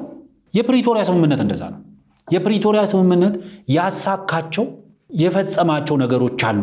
ሙሉ ለሙሉ ባይሆንም ለሳቸው ትልቁ ነገር አቶ ልደቱ በዚህ ውይይታቸው ውስጥ ያነሱት የሚሉት ምንድነው? ለኔ የፖለቲካ ውይይት ማድረግ ትልቁ ነገር ነው ይላል። የፕሪቶሪያ ስምምነት ትልቁ ነገር የፖለቲካ ውይይት ማድረግ ነው። ፖለቲካል ሴትልመንት ላይ መምጣት፣ ፖለቲካል ዲስከሽን ውስጥ መግባት ትልቁ ነገር እሱ ነው ይላሉ። ለኔ ደግሞ የፕሪቶሪያ ስምምነት ትልቁ ነገር የትግራይ ህዝብ በጦርነት ይሞት የነበረውን የትግራይ ህዝብ በጦርነቱ መቆም ምክንያት ከመሞት መታደግ ነው። የጦር መሳሪያ አፈሙዞችን ላንቃ መዝጋት ነው። ከዛ በኋላ ይሄንን ዘላቂ በማድረግ ውስጥ ደግሞ እሳቸው ያሏቸው ነገሮች ሊመጡ ይችላል። በዚህ ውስጥ በተደጋጋሚ ጊዜ የተለያዩ ሚዲያ ላይ ሀሳብ ሲሰነዘር አይቻል። ብልጽግናና ህወሓት መካከል ያሉ ልዩነቶችን የማስወገድ ፖለቲካል ሴትልመንቶች ሊካሄዱ ይገባል። ለኔ ልዩነቶች ላይወገዱ ይችላሉ። የፕሪቶሪያ ስምምነት ልዩነቶችን ማስወገድን አያካትትም። በብልጽግናና በህወሓት መካከል ሊታረቁ የሚችሉም ሊታረቁ የማይችሉም ልዩነቶች አሉ። we can say long live for differences። ለልዩነቶች እድሜ እየተመኘን ልዩነቶች የሚስተናገዱበትን አውድ ላይ ግን ዲስከስ ማድረግ ይቻላል። ልዩነት አለኝ ተብሎ በረሃ መውረድ፣ ልዩነት አለኝ ተብሎ ጫካ መግባት አስፈላጊ አይደለም። that's what ፕሪቶሪያ የሚለው ይሄንን ነው። አቶ ልደቱም የሚሉት እኮ ይሄንን ነው። ማለት እኔ አቶ ልደቱም በብዙ መንገድ ልወቅሳቸው የሚችለው ነገር ሊኖር ይችላል። አቶ ልደቱ የማይወቀሱበት ብዬ ማምነው he is committed ለሰላማዊ ትግል ያላቸውን ቁርጠኝነት በምንም መንገድ ሲል አይቻላል። ፖለቲካሊ በጣም ዲፍረንሶች አሉ እሳቸው ከሚሉት ጋር፣ በዚህ ጽሁፍ ውስጥም ካንጸባረቁት ጋር ይለያሉ። ፕሪቶሪያ የሚለው ሰላማዊ በሆነ መንገድ፣ ኮንስቲቱሽናል በሆነ መንገድ፣ የሀገሪቷ ህግ በፈቀደው መንገድ ፖለቲካ ልዩነቶችን ለማስተናገድ ነው። የፕሪቶሪያ ስምምነት አንደኛው ነገር ዋነኛው የፕሪቶሪያ ተቀዳሚ ትልቁ አቺቭመንት ትልቁ የፕሪቶሪያ ውጤት በትግራይ ክልል ውስጥ የጦር መሳሪያ ድምጽ የማይሰማበትን ነባራዊ ሁኔታ መፍጠር መቻሉ ነው ትልቁ ነገር። በሁለቱ ተዋጊ ኃይሎች መካከል መገዳደሉ ቆሟል። መሰረተ ልማት ውድመቱ ቆሟል። አንዱን በጠላትነት መፈረጁ ቆሟል። በበቂ ደረጃም ነው በመፈራረጅ የተለያየ ፈረጃዎች ስላሉ ቢያንስ በእነዚህ ሁለት የፖለቲካ ፍላጎቶች መካከል በሚደረግ ጦርነት የትግራይ ህዝብ መሞቱ ቆሟል ቢያንስ ላለፉት 2 ዓመት ከምናምን። ስለዚህ ትልቁ የፕሪቶሪያ ስምምነት አቺቭመንቱ እሱ። ለምሳሌ የፕሪቶሪያ ስምምነት በበቂ ደረጃ ያልመለሳቸው ነገሮች አሉ። ቅድም እንዳልኩት ፕሪቶሪያ ሙሉ ለሙሉ ተገብሯል ማለትም ስህተት ነው። ፕሪቶሪያ ምንም አልተተገበረም ማለትም ስህተት ነው። አቶ ልደቱ ቢያንስ በጽሁፍ ውስጥ በተሻለ በሐሳባቸውን ያብራሩት አንደኛው ነገር በጋዜጠኛ ሞገስ ዘውዱ ሙገታም ቢሆን ሙሉ ለሙሉ አልተተገበረም አላልኩም ብለዋል። ጥሩ ነው። ይሄ ቢያንስ የተፈናቀሉ ዜጎች ወደ ደቡብ ትግራይ ወደሚባለው አካባቢ ላይ በብዛት ተመልሰዋል። ምዕራብ ትግራይ በሚባለው አካባቢ ላይ ወይም ደግሞ የአማራ ኃይሎች ሰሜን ጎንደር ብለው በሚጠሩት አካባቢ ላይ አልተመለሱም። ዲዲአር በበቂ ሁኔታ አልተተገበረም ማለት ግን አይደለም። በ10 ሺዎች የሚቆጠሩ በዲዲአር ፕሮግራም ውስጥ ያለፉ ታጣቂ ኃይሎች አሉ። ዲዲአሩ ሙሉ ለሙሉ አልተተገበረም ወይ ደግሞ በሚጠበቀው ልክ አልተተገበረም ወይ ደግሞ ቱ ዘ ሪዝነብል ነምበር አልተተገበረም። በጣም ብዙ ምክንያቶች ቢኖሩ ግን ለምሳሌ የተፈናቀሉ ዜጎችን ወደ ቀያቸው መመለስ ፕሪቶሪያ ምን ይላል ብሎ ራስ መጠየቅ ያስፈልጋል። ምንድነው ፕሪቶሪያ የሚለው? ኃላፊነቱን ለማን ነው የሚሰጠው? ኃላፊነቱን የሚሰጠው ለፌደራል መንግስቱ ነው። በጊዜ ገድቦ ግን አይደለም ኃላፊነቱን የሚሰጠው። ምክንያቱም የተፈናቀሉ ዜጎች ወደ ተፈናቀሉበት አካባቢ ለመመለስ የአካባቢው ነባራዊ ሁኔታ፣ የአካባቢው ሰላምና ደህንነት ጉዳይ፣ የአካባቢው የሰላምና ጸጥታ ጉዳይ ሊደግፈው ይገባል። ፕሪቶሪያ የሚለው ይሄን ነው። በአካባቢው ከተፈናቀሉበት አካባቢ ላይ ለመመለስ አስቻይ የሆነ የሰላምና ጸጥታ ሁኔታ ሲኖር የፌደራል መንግስቱ እነዚህን ተፈናቃዮች ወደ ቀያቸው፣ ወደ አካባቢያቸው፣ ወደ መንደራቸው፣ ወደ ቤታቸው ይመልሳቸዋል ነው የሚለው። አዎ የአካባቢው የሰላም ሁኔታ በፈቀደው ልክ የተመለሱ አሉ። አሁንም በስደተኞች ጣቢያ ውስጥ በተፈናቃዮች ጣቢያ ውስጥ እየማቀቁ ያሉም ደግሞ አሉ። አንደኛው መታወቅ ያለበት ይሄ ነው። ለፌደራል መንግስቱ የተሰጡ ስልጣኖች ናቸው እነዚህ። ለምሳሌ ለፌደራል መንግስቱ የተሰጠው ትልቁ ነገር ፋሲሊቴት ማድረግ አለበት። ህወሓት በዚህ ውስጥ ተባባሪነት ሚና ነው ያለው። የተባባሪነት ሚናውን ተጠቅሞ ግን ያደናቀፋቸው የተፈናቃዮች መመለሶች የሉም አይደለም። በእግር የጎተተባቸው የዲዲአር ተግባራዎች የሉም ማለት አይደለም። ዲዲአር በሁለት ምክንያት ነው። በዚህ በአቶ ሞገስ ከአቶ ልደቱ ጋር በነበራቸው ቆይታ ሁለቱም ፖይንቶች ቢያንስ በተወሰነ ደረጃ ተነስተዋል። በበቂ ሁኔታ ባይብራሩ ዲዲአር ያልተተገበረው በአንድ በኩል የፖለቲካል ኮሚትመንት ችግር ስላለ፣ ሁለተኛው ደግሞ ዲዲአሩ በጣም ከፍተኛ የሆነ በጀት ኮስት የሚያደርግ ነገር፣ ከፍተኛ የሆነ በጀት ኮንሱም የሚያደርግ ዲማንድ የሚያደርግ ፕሮጀክት። ይሄንን ዲዲአር ለመተግበር ቃል ስምምነት ላይ ሲደረስ ለዚህ ዲዲአር መተግበሪያ የሚሆን የገንዘብ ድጋፍ እናደርጋለን ያሉ ሀገራት፣ ድርጅቶች፣ ተቋማት በሚጠበቅባቸው ልክ በሚጠበቅባቸው ጊዜ ድጋፍ አላደረጉ። ይህንን ህወሓቶችም ያውቃሉ። የፊልድ ማርሻል ብርሃኑ ጁላን በተለያየ ሚዲያ ላይ ገልጸውታል። የፌዴራል መንግስቱም ይህን አንስቷል። የፕሪቶሪያ ስምምነት ጋራንተርስ ናቸው ብለው የሚጠሯቸው ሀገራትም ይህንን ያውቃሉ።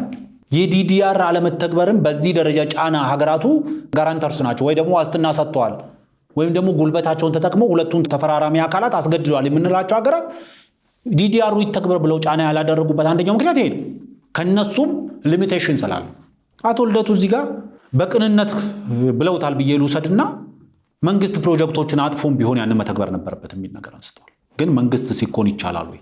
መንግስት ሲኮን ፕሮጀክቶችን አጥፎ ማድረግ ይቻላል ወይ? የልማት ፕሮጀክቶችን አጥፎ ብዙ ነገሮችን አጥፎ ይቻላል ወይ ብሎ ማሰብ ያስፈልጋል።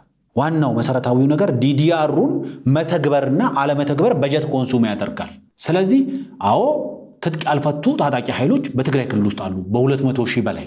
እነዚህ የነፍስ ወከፍ መሳሪያዎችን በተወሰነ ደረጃም ቢሆን የቡድን መሳሪያዎችን የታጠቁ ሀገር ውስጥ ያለውን የኢኮኖሚ እንቅስቃሴ፣ ሀገር ውስጥ ያለውን የልማት ስራ፣ ሀገር ውስጥ ያለውን ፕሮጀክቶች አጥፎ እነዚህን ትጥቅ ማስፈታት ነው ይሻለው ወይስ በትግራይ ክልል ውስጥ ቢያንስ መደበኛ አገልግሎቶች የሚጀምርበትን፣ ቢያንስ ኢንዱስትሪዎች ስራ የሚጀምሩበትን፣ ቢያንስ መንገዶች የሚጠገኑበትን ይቻላል እኮ እውነቱን ለመናገር በባለፈውም ካልኩሌት አድርገናል። ለምሳሌ አቶ ጌታቸው ረዳ በአደባባይ ወጥተው ወደ 8 ቢሊዮን ብር አካባቢ ባለፉት 7 ወራት ለታጣቂው ቡድን አውጥተናል ለቀለቡ ለተለያየ ነገር ብለውናል። ቢያንስ 50 ምናምን ሺህ አካባቢ ታጣቂዎችን ወደ ቤታቸው ዲዲአር መተግበር ያስችል ነበር ያገንዘብ። እንደዚህ አይነት ማይነር የሆኑ ነገሮች ሊነሱ ይችላሉ። ትግራይ ክልል ውስጥ የተሰሩ መሰረተ ልማት ግንባታዎችን ምናምኖችን አቁሞ ዲዲአሩ ላይ ገንዘቡ ማውጣት ይቻል ነበር። ግን ዋናው መሰረታዊው ነገር በሁለት ምክንያት ነው። አንደኛ የፖለቲካል ኮሚትመንት ችግር አለ። በተለይ በህወሓት ኃይሎች በኩል በህወሓት ቡድኖች በኩል አላስፈላጊ የሆነ የፖለቲካል ኮሚትመንት ችግር አለ። ሙሉ ለሙሉ የፌዴራል መንግስቱ ከፖለቲካል ኮሚትመንት የጸዳ ነው ማለት ግን አልችልም። በተወሰነ ደረጃ ፌዴራል መንግስቱም ጋር የተወሰኑ ጉርጉርታዎች አሉ። ግን ሜን የሆነው ሪዝን ግን ዲዲአሩን ለመተግበር የሚያስችል በቂ በጀት አለመኖሩ ነው። አቶ ልደቱ በተደጋጋሚ ዲዲአሩን በተመለከተ መንግስት ይህንን ዲዲአር እንዳይተገበር ይፈልጋል ይላሉ። መንግስት እኮ ዲዲአሩ እንዲተገበር አይፈልግም። መንግስት እኮ የትግራይ ታጣቂ ኃይሎችን ተጠቅሞ ኤርትራን፣ አማራን ለመውጋት ይፈልጋል። ዋናው ለምሳሌ ዲዲአር ምን ተፈጸመ? ምንም የተፈጸመ ነገር የለም። ትልቁ ነገር እሱ ነው አይደለም? የስደተኞች ወደ መኖሪያ አካባቢያቸው መመለስ ነው። አልተፈጸመም። ገና እኮ ስምምነቱ በተፈረመ ማግስት እኮ ኢቭን ዲዲአር እንዳይፈጸም እኮ ፌዴራል መንግስቱ ፈልጓል ራሱ። እንኳንስ ቲፒኤልኤፍ ለምንድን ነው የፈለገው? ይህን ሰራዊታችሁን እንደያዛችሁ አንድ ላይ ሆነን የሻዕቢያን መንግስት እንውጋ የሚል ጥያቄ ነው መንግስት ያቀረበው። ሰምተናል። ከዛም በኋላ ደግሞ የፋኖ ጋራ ጦርነት ሲጀመር ደግሞ ግን ኦፊሻሊ ሰምተነዋል። ውስጡን የሚብላላ ካልሆነ በስተቀር ኦፊሻሊ ሰምተናል ነው ያልኩት። ማስረጃም ምንም አይነት ማስረጃ የሌለው ተራ አሊጌሽን ነው። እሳቸው የሆነ ነገር በጋዜጠኞቹ ዲፌንድ ሲደረጉ፣ በተለይ ለምሳሌ ጋዜጠኛ ሞገስ ሲያነሳ የሆነ ነገር ሲላቸው እስቲ አንድ ማስረጃ ጥቀስልኝ ይላሉ። እሳቸው ግን ይኸው በምስሉ ላይ በቪዲዮ ላይ እንደምትመለከቱት በማስረጃ የተደገፈ አስመስለው ያቀርቡታል። እስቲ በማስረጃ ምን ማስረጃ አሉት ሲባሉ አይሰምቻለሁ ይላሉ። እንደዚህ አይነት ድምዳሜ ላይ መድረስ በስማ በለው ይቻላል? እውነቱን ለመናገር እኔ ከአቶ ልደቱ ይህን አልጠብቅም። ቢያንስ በማስረጃ ያስደግፋሉ። ትቅጠንም ትወፍርም ትጠርም ትርዘምም የሆነች ነገር ጋንም ቢሆን በጠጠር ለማስደገፍ ሲሞክሩ ያል ምንም ቢሆን። እዚህ ጋር ግን ተራሉ ባልታ ነው። ማስረጃ ሊጠቅሱበት አይችሉም። ሌሎች እሳቸው የሚሉትን ነገር ዲስፕሩፍ ሲያደርጉ ማስረጃ እንደሚጠይቁት ሁሉ እሳቸው የሆነ ነገርን ሲሉ ማስረጃ ማቅረብ አለባቸው። የግለሰብ ማስረጃ ሲቀርብባቸው ከሌኮ ግለሰብ ነው፣ ቅድም የፋኖ ኃይሎች እንደሚሉት ከሌኮ ከሌን አይወክልም። እሳቸው ግን ይህንን ለማቅረብ በስማ በለው ግን ያለ ማስረጃ ሀስቲ የሆነ ጀነራላይዜሽን ላይ ሲደርሱ አይቻልም። ይሄ ስህተት ነው። የፌዴራል መንግስቱ የህወሓት ታጣቂ ኃይሎችን ወደ ኤርትራ ማዞርም ወደ አማራ ክልል ማዞርም ፍላጎት አልነበረውም የለውም አልነበረም። በተደጋጋሚ ጊዜ እንደምለው የፕሪቶሪያ ስምምነት የጦርነት አቅጣጫ ማስቀየሪያ ስምምነት አይደለም። ለምሳሌ ብዙ ሰዎች የፌዴራል መንግስቱ ኃይልን ተጠቅሞ በትግራይ ክልል ግዛት ስር የነበሩ አሁን በአማራ የታጠቁ ኃይሎች እጅ ላይ ያሉ መሬቶችን ለምን አያስለቅቅም ኃይልም ተጠቅሞ ቢሆን የሚል መከራከሪያ ሲያቀርቡ ምለው ቃል ነበር በተደጋጋሚ ጊዜ። የፕሪቶሪያ ስምምነት የጦርነት አቅጣጫ ማስቀየሪያ አይደለም። አንድን ጦርነት አቁመን የዛን ጦርነት የገባነውን ስምምነት ለመፈጸም ብለን ሌላ ክልል ላይ ጦርነት መፍጠር የለብን። በተቻለ መጠን ነባራዊ ሁኔታውን ተገንዝበን በንግግርና በውይይት ከሆነ ዘላቂ የሆነ መፍትሄ ያመጣል። ስለዚህ የፌዴራል መንግስቱ ዲዲአርን ለመተግበር በአንድ በኩል የፖለቲካል ኮሚትመንት ችግሮች በተወሰነ ደረጃ ፌዴራል መንግስቱ ጋር ቢኖሩም በአብላጫው ግን አቶ ጌታቸው ረዳ በጊዜያዊ መንግስቱ ፕሬዚደንት በነበሩበት ሰዓት የኮሚትመንት ችግር እንዳለም ተናግረዋል። የታጠቀ ኃይሉን ላላስፈላጊ ዓላማ ይዞ የመቆየት ስደተኞችን አስፈላጊ ላልሆነ ዓላማ ይዞ ለፖለቲካ ፕሮፓጋንዳ ለናሬሽን አጀንዳ ላለማጣት በአንዳንድ አካባቢ ስደተኞች ተፈናቃዮች ሊመለሱ የሚችሉባቸው አካባቢዎች አሉ። ክቡር ጠቅላይ ሚኒስትር ዶክተር አብይ አህመድን በፓርላማ ላይ እነዚህ የተፈናቀሉ ዜጎች የሰላም የጸጥታ የደህንነት ችግር በሌለባቸው አካባቢዎች ላይ ይመለሱ ብለዋል። አንዳንድ አካባቢዎች ሊኖሩ ይችላሉ በአካባቢው ላይ አስተማማኝ የሆነ የሰላምና የጸጥታ ችግር ያለባቸው። እነዚህ አካባቢ ላይ የተወሰነ ጊዜ ሊቆይ ይችላል፣ ግን በሚፈለገው ልክ አልተተገበረም። ያልተተገበረው ግን የፕሪቶሪያ ስምምነት መጣስን አያሳይም። የፕሪቶሪያ ስምምነት ያላቸው ነገሮች አሉ። ከዛ ደግሞ ፕሪቶሪያ ስምምነት ከሚለው ደግሞ ፕሪቶሪያ በሚለው መሰረት ፕሪቶሪያ በሁለቱ ፈራሚ አካላት ስምምነት ሊሻሻል ይችላል ስለሚል ናይሮቢ ዲክላሬሽን ላይ ደግሞ ትንሽ የማፍታታት ነገሮች የፈጠረ ነገር አለ። አንዳንዴ ደግሞ በመነጋገር አንዳንዴ ደግሞ በመግባባት ደግሞ የዘገዩ ነገሮችም አሉ። እነዚህ የፕሪቶሪያ ስምምነትን መፍረስ አያሳዩ። አቶ ልደቱ የዛቱት ነገር ይሄን የፕሪቶሪያ ስምምነት ሙሉ ለሙሉ አልተተገበረም ማለት አይቻልም። ሙሉ ለሙሉ ተተግብሯል ማለት አይቻልም። አትሊስት ግን ትልቁን ነገር ፈጥሯል። እስከ ዛሬ እኛ ይሄን ውይይት እስከምናደርግበት ሰዓት ድረስ ቢያንስ ጦርነቱ ቆሟል። ትልቁ ነገር ይሄ ነው። ይሄንን ጦርነት መቆሙን ዘላቂ ለማድረግ በሁለቱ አካላት መካከል ልዩነቶቻቸውን የሚያስተናግዱበት የሚፈታውን የሚፈቱበት የማይፈታውን ልዩነቶቻቸውን ደግሞ የሚያስተናግዱበትን አውድ መፍጠር የሚችሉበት ሁኔታ ላይ ውይይቶች መቀጠል አለባቸው። ሲካሄዱ ነበረ፣ አሁንም መቀጠል አለባቸው። አንደኛው ይሄንን ማለት ይቻላል። በእሳቸው እንትን ላይ ለምሳሌ የቃል ኪዳን ሰነዱ ላይ ልዩነታቸውን ያነሱና የፕሪቶሪያ ስምምነት ግብዓተ መሬቱ የተፈጸመው በዚህ የቃል ኪዳን ሰነድ ነው የሚልም እንትን በጽሁፋቸው ውስጥም አይቻሉ፣ በሰጧቸው ማብራሪያዎች ውስጥም አይቻሉ ከሁለቱ ሚዲያዎች ጋር በነበራቸው ቆይታ። ይሄም ማስረጃ አድርጎ የሚያቀርቡት ለምሳሌ የፌዴራል መንግስቱና የህወሓት የቃል ኪዳን ስምምነቱን እንዴት ይመለከቱታል ብለው ይጠይቁና የፌዴራል መንግስቱ የሀገሪቷን ህግ መሰረት አድርጌ ሾሜያለሁ ይላል። ጀነራል ታደሰ ወረደን የሀገሪቷን ህግ መሰረት አድርጌ ሾሜያለሁ ይላል። ህወሓት ደግሞ እኔና ፌዴራል መንግስቱን የሚያገናኘን ፕሪቶሪያ ስምምነት ብቻ ነው፣ ስለዚህ በፕሪቶሪያ ስምምነት ነው እኔ እጩ አቅርቤ ጀነራል ታደሰ ወረደ የተሾሙት። ይሄ የቃል ኪዳን ሰነድ የተባለውን ሁለቱ እንዴት ነው የሚተረጉሙትና የሚያዩት የሚለውን እኮ በማየት ምንም ቅልቦና በመካከላቸው እንደሌለ ትረስት እንደሌለ እኮ ምንም እኮ የሚያሻማ እኮ ነገር አይደለም። ፌዴራል መንግስቱ ይህን ስምምነት ምን ብሎ ነው ይህን ፊርማ ምን ብሎ ነው የሚያየው? በሀገሪቱ ህግ መሰረት እኔ የሰጠሁት ሹመት ነው ብሎ ነው የሚያምነው። ህወሓት ያወጣውን መግለጫ ሰምተሃል? ትናንት ነው ወይም ዛሬ አይደለ? ትናንትና ሁለታችንን የሚያገናኘን ሌላ ህግ አይደለም የፕሪቶሪያ ስምምነት ብቻ ነው ያሉት። ሁለት ተቃራኒ አስተሳሰብ ነው። የብልጽግና መንግስት ምንድን ነው እያለ ያለው? እኔ አሁን ከትግራይ መንግስት ጋር ያለኝ ግንኙነት በፕሪቶሪያ ስምምነት መሰረት አይደለም፣ ያለኝ ግንኙነት በአገሪቱ ህግ እና አሰራር መሰረት ነው። ጀነራል ታደሰንም የሾምኳቸው በፕሪቶሪያው ስምምነት መሰረት አይደለም፣ በአንቀጽ ምናምን በአገሪቱ ህግና አሰራር መሰረት ነው ብሎ የራሱን ትርጉም ሰጠው። በቲፒኤልኤፍ በኩል ደግሞ ከኢትዮጵያ መንግስት ጋር ወይም ከፌዴራል መንግስት ጋር ሌላ የሚያገናኘኝ ድልድይ የለም፣ እኔን የሚያገናኘኝ የፕሪቶሪያው ስምምነት ብቻ ነው።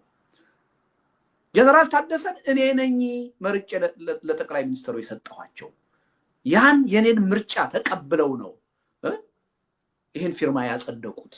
ሁለቱ ቶታሊ የተለያየ ትርጉም ነው ያለው። ይሄ ለአቶ ልደቱ አይጠፋቸውም፣ ይገባቸዋል። እውነቱን ለመናገር የፕሪቶሪያ ስምምነት መሰረቱ የኢትዮጵያ ፌዴራላዊ ዲሞክራሲያዊ ሪፐብሊክ ህገ መንግስት ነው። ዳስ ዘ ፋውንዴሽን። ህወሓት የፕሪቶሪያን ስምምነት በመፈረም ራሱን ከይህ ህገ መንግስታዊ ከሆነ መንገድ ለመመለስ ነው የመለሰው። የሀገሪቷን ህገ መንግስትና ህገ መንግስታዊ ተቋማት ለማክበር ነው የተስማማው። ስለዚህ የፕሪቶሪያ ስምምነት ህገ መንግስቱ ላይ የተገነባ ነው። ህገ መንግስቱን ከፕሪቶሪያ ስምምነት ካነሳ ነው የፕሪቶሪያ ስምምነት አየር ላይ የሚንሳፈፍ ነገር ጠቀም የሌለው። ህወሓቶች በተለያየ መንገድ አላስፈላጊ በሆነ መንገድ ሲያራግቡታል። የፕሪቶሪያ ስምምነት ብቻ ነው እኛና ፌዴራል መንግስቱን የሚያገናኘን የሚል ንግግር። there is no Pretoria without the constitution። ያለ ህገ መንግስቱ የሚኖር ፕሪቶሪያ የለም። ያለ ፕሪቶሪያ የሚኖር ህገ መንግስት ነው ያለው። የፕሪቶሪያ መሰረቱ ህገ መንግስቱ። ፕሪቶሪያ መሰረት የሚያደርገው ህገ መንግስቱ ላይ ነው። አንደኛው መታወቅ ያለበት ይሄ ነው። በዚህ ኬዝ ውስጥ በምንም አይነት መንገድ ህወሓት አይ እኔ ፕሪቶሪያን ነው እንጂ የምቀበለው ህገ መንግስቱን አልቀበልም ሊል አይችልም። ምክንያቱም ህገ መንግስቱና ፕሪቶሪያ ተናበው የሚሄዱ አንዱ የአንዱ መሰረት የሆነ ነው። አንድም አንቀጽ ከህገ መንግስቱ ውጪ የሚመጣ ነገር የለም። በፕሪቶሪያ ውስጥ በህገ መንግስቱ ውስጥ ነው። በተለያየ ለምሳሌ አቶ አማኑኤል አሰፋ ዶክተር ደብረጽዮን የሚመሩት የህወሓት ቡድን ምክትል ሊቀመንበር የሆኑ ሰው የትግራይ ክልል ህገ መንግስት ያነሳሉ። የትግራይ ክልል ህገ መንግስትም ሆነ የሌሎች ክልሎች ህገ መንግስት ጣሪያቸው የኢትዮጵያ ፌዴራላዊ ዲሞክራሲያዊ ሪፐብሊክ ህገ መንግስት ነው። የኢትዮጵያ ህገ መንግስትን አልቀበልም ብሎ ፕሪቶሪያን መቀበል አይቻልም። የኢትዮጵያ ህገ መንግስትን አልቀበልም ብሎ የትግራይ ክልል ህገ መንግስት መቀበል አይችልም። ምክንያቱም ሁለቱም የተቀዱት ከዚሁ ህገ መንግስት። ህወሓት በፕሪቶሪያ ስምምነት ያረጋገጠው አንደኛው ነገር ህገ መንግስታዊ የሆነውን መንገድ ተከትዬ ህገ መንግስታዊ የሆነውን ሂደት መሄድ እችላለሁ ብሎ ነው የገባው። ህገ መንግስታዊ የሆነ ህገ መንግስቱ ምንድን ነው? ህገ መንግስታዊ የሆነ ስርዓት አለ። የፖለቲካ ትግል እንዴት እንደሚደረግ በህገ መንግስቱ ተደንግጓል።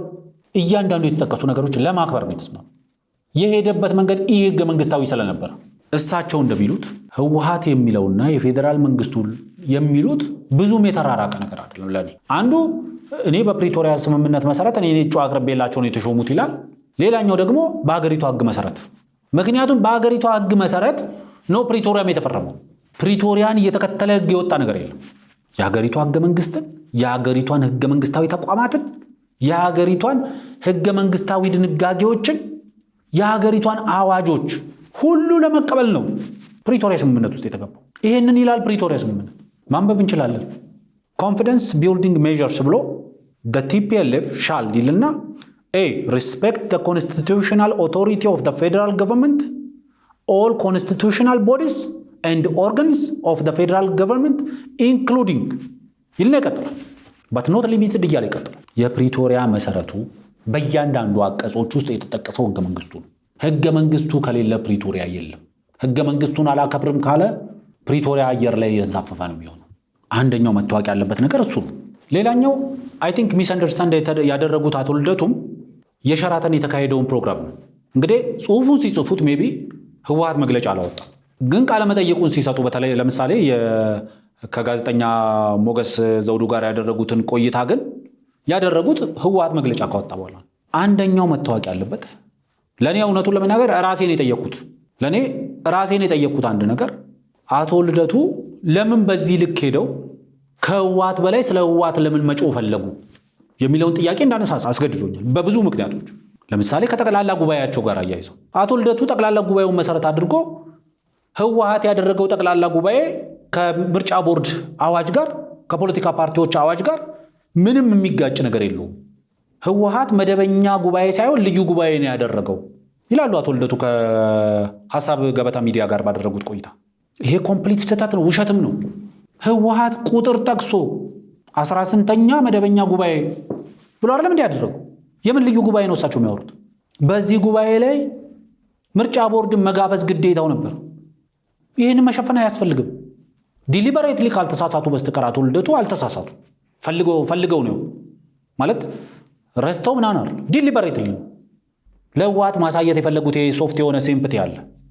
ህወሓት ልዩ ጉባኤ አካሄድኩ ባላለበት ማለት ነው። ህወሓት ልዩ ጉባኤ አደረግኩ አላለም። ህወሓት ቁጥር ጠቅሶ መደበኛ ጉባኤ አድርጌያለሁ ነው ያለው። የምን ልዩ ጉባኤ ነው አቶ ልደቱ የሚያወሩት? በመደበኛ ጉባኤ ላይ ምርጫ ቦርድ መጋበዝ አለበት ይላሉ። መደበኛ ጉባኤ ነው ያካሄደው፣ ስለዚህ ምርጫ ቦርድ መጋበዝ ነበረበት። ምርጫ ቦርድ በቦታው ላይ ተገኝቶ የተወሰኑ ውሳኔዎች ፍትሐዊና ዲሞክራሲያዊ መሆናቸውን ከግንዛቤ ሳያስገባ ጠቅላላ ጉባኤ አድርጌያለሁ እና የጠቅላላ ጉባኤ ውሳኔን ተቀበሉኝ ሊል አይችልም። ውሳኔዎች ተላልፏል በጠቅላላ ጉባኤው ላይ። ያ ጠቅላላ ጉባኤ ኢንቫሊድ ነው፣ እንዳልተደረገ ነው የሚቆጠረው፣ መስፈርቱን አያሟላም ነው የተባለው። ውሳኔው ተቀባይነት የለውም ነው የተባለው። በሀገሪቱ ህግ መሰረት አንቀጽ እየተጠቀሰ ለምን ከህወሓት በላይ ስለ ህወሓት አቶ ልደቱ ይጮኻሉ ታዲያ? ምክንያቱም የምርጫ ቦርድ አዋጅን በእርግጠኝነት እንደ እጃቸው መዳፍ ያውቁታል። አንደኛው የተሳሳቱት ነገር ይሄ ነው። ሁለተኛው ከህወሓት በላይ ስለ ሸራተኑ ፕሮግራም ለምንድን ነው መጮህ የፈለጉት? ህወሓት የሸራተን ላይ የተካሄደው ትክክል አይደለም አላለም በመግለጫው። አቶ ልደቱ ግን ይላሉ። ለዛውም ከአውዱ ውጪ ተረጉሙታል። የሸራተኑን ፕሮግራም መሰረት አድርገው ሲያወሩ አቶ ልደቱ አንድ ነገር ይላሉ። በሸራተን የተቋቋመው ጊዜያዊ መስተዳድር ይላሉ። አይደለም፣ በሸራተን የተቋቋመ ጊዜያዊ መስተዳድር የለም። በሸራተን የተካሄደው የስልጣን ርክክብ ስነ ስርዓት ነው። በሸራተን የተካሄደው ጠቅላይ ሚኒስትሩ የሾሙት ጀነራል ታደሰ ወረደ በማንም ጥቆማ ይሁን ህወሓትም ጠቁሞ ከህወሓትም ጋር ተነጋግረው ተወያይተው ተደራድረው ተስማምተው ህወሓት እንደሚለው ጠቅላይ ሚኒስትሩ የሾሙት ጀነራል ታደሰ ወረደ ከቀድሞ የጊዜያዊ መስተዳድሩ ፕሬዝዳንት አቶ ጌታቸው ረዳ እጅ ስልጣን ርክክብ ስነ ስርዓት ነው የተካሄደው። ሸራተን የተቋቋመ ጊዜያዊ አስተዳደር የለም። ይሄ ሀቅ ነው። እሳቸው ግን ለእሳቸው ሀሳብ እንዲመቻቸው አድርገው ሲያቀርቡት በሸራተን የተመሰረተው ጊዜያዊ መስተዳድር ይላሉ። ስህተት ነው። በሸራተን የተካሄደው የስልጣን ርክክብ ስነ ስርዓት ይሄ መታወቅ አለበት። ሌላኛው የፌዴራል መንግስቱ ቅድም በተወሰነ ደረጃ ንክቻለሁ። የፌዴራል መንግስቱና ህወሓት አንድን ሰው እኔ ነኝ የሾምኩት የሚሉት ነገር አለ። ዋናው ነገር የተለያየ ሰው አይደል፣ ተመሳሳይ ሰው። አንዱ የፕሪቶሪያን መሰረት አድርጌ እኔ ነኝ እጩ ያቀረብኩላቸው፣ እኔ እጩ ያቀረብኩ እሳቸው ሾሙ። ቅድም እንዳልኩት በፕሪቶሪያ ስምምነት መሰረት ፕሪቶሪያ ስምምነት ሁለቱ ፈራሚ አካላት ተስማምተው ማሻሻያ ሊያደርጉበት ይችላል በሚለው መሰረት ሁለቱ አካላት ጊዜያዊ መስተዳድር እንዴት እንደሚቋቋም ከዛሬ 2 ዓመት ምናምን በፊት ተነጋግረዋል። ፌዴራል መንግስቱ በጊዜያዊ መስተዳድሩ ውስጥ የመሳተፍ ፍላጎት እንደሌለው፣ በሱ ኮታ ደግሞ ጊዜያዊ መስተዳድሩ ፕሪቶሪያ እንደሚለው ኢንክሉሲቭ እንዲሆን አካታች እንዲሆን ምሁራን ከነን ቲፒኤልኤፍ የሆኑ ፖለቲካ ፓርቲዎች በትግራይ ውስጥ ያሉ ፖለቲካ ፓርቲዎች የሲቪክ ማህበራት ይሳተፉበት በኔ ኮታ በኔ ድርሻ። ፕሬዝዳንቱን በመሾም ግን የሚኒስትሮች ምክር ቤት ደንብ አውጥቶ ፕሬዝዳንት የመሾም ስልጣኑን ለጠቅላይ ሚኒስትሩ ይሰጣል።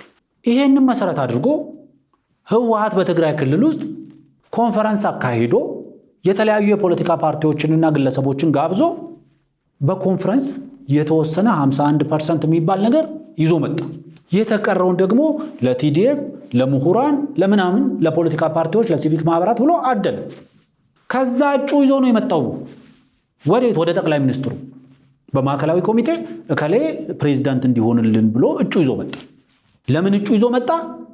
በሚኒስትሮች ምክር ቤት ደንብ መሰረት ደንብ 533 ይመስለኛል። በዛ ደንብ መሰረት ፕሬዝዳንት ጊዜያዊ መስተዳድር ፕሬዝዳንት የመሾም ስልጣን ለጠቅላይ ሚኒስትሩ ስለሚሰጥ ለጠቅላይ ሚኒስትሩ እጩ ይዞ መጣ። ያንን እጩ መሰረት አድርጎ ጠቅላይ ሚኒስትሩ አይሆንም ቀይሩ ተብሎ ተመለሰ። ይሄን የሚነግሩን ህወሓቶች ናቸው። ዶክተር ደብረጽዮን ናቸው የሚነግሩን። ይሄን የሚነግሩን ወይዘሮ ፈትለወርቅ ናቸው። ይሄን የሚነግሩን አቶ አማኑኤል ናቸው። የዶክተር ደብረጽዮንን ቲፒኤልኤፍ ውስጥ ያሉ አመራሮች ናቸው። ጠቅላይ ሚኒስትሩ መለሱ። ኦልድ ጋርድ ያልሆነ ከነባሩ ቲፒኤልኤፍ አመራር ሳይሆን ወጣት የሆነ ፕራግማቲክ የሆነ የተማረ ነገሮችን ኮምፕሮማይዝ ማድረግ የሚችል የትግራይ ህዝብን ጥቅምና ፍላጎት ደግሞ ማስጠበቅ የሚችል ሰው አምጡ ይላሉ እነዚህ አመራሮች፣ ቅድም ስማቸውን የጠቀስኳቸው። ከዛ ቀይረን አቶ ጌታቸው ረዳና ሌሎች አማራጭ ግለሰቦችን አመጣንላቸው። ይሄ በፕሪቶሪያ ስምምነት መሰረት ተገበረ። በአንድ በኩል ፕሪቶሪያ የፌዴራል መንግስቱን ህግና ህግጋትም ለማክበር ህወሓት ቃል ስለገባ ስለተስማማ የሚኒስትሮች ምክር ቤት ያወጣው ደንብ ይቀበላል።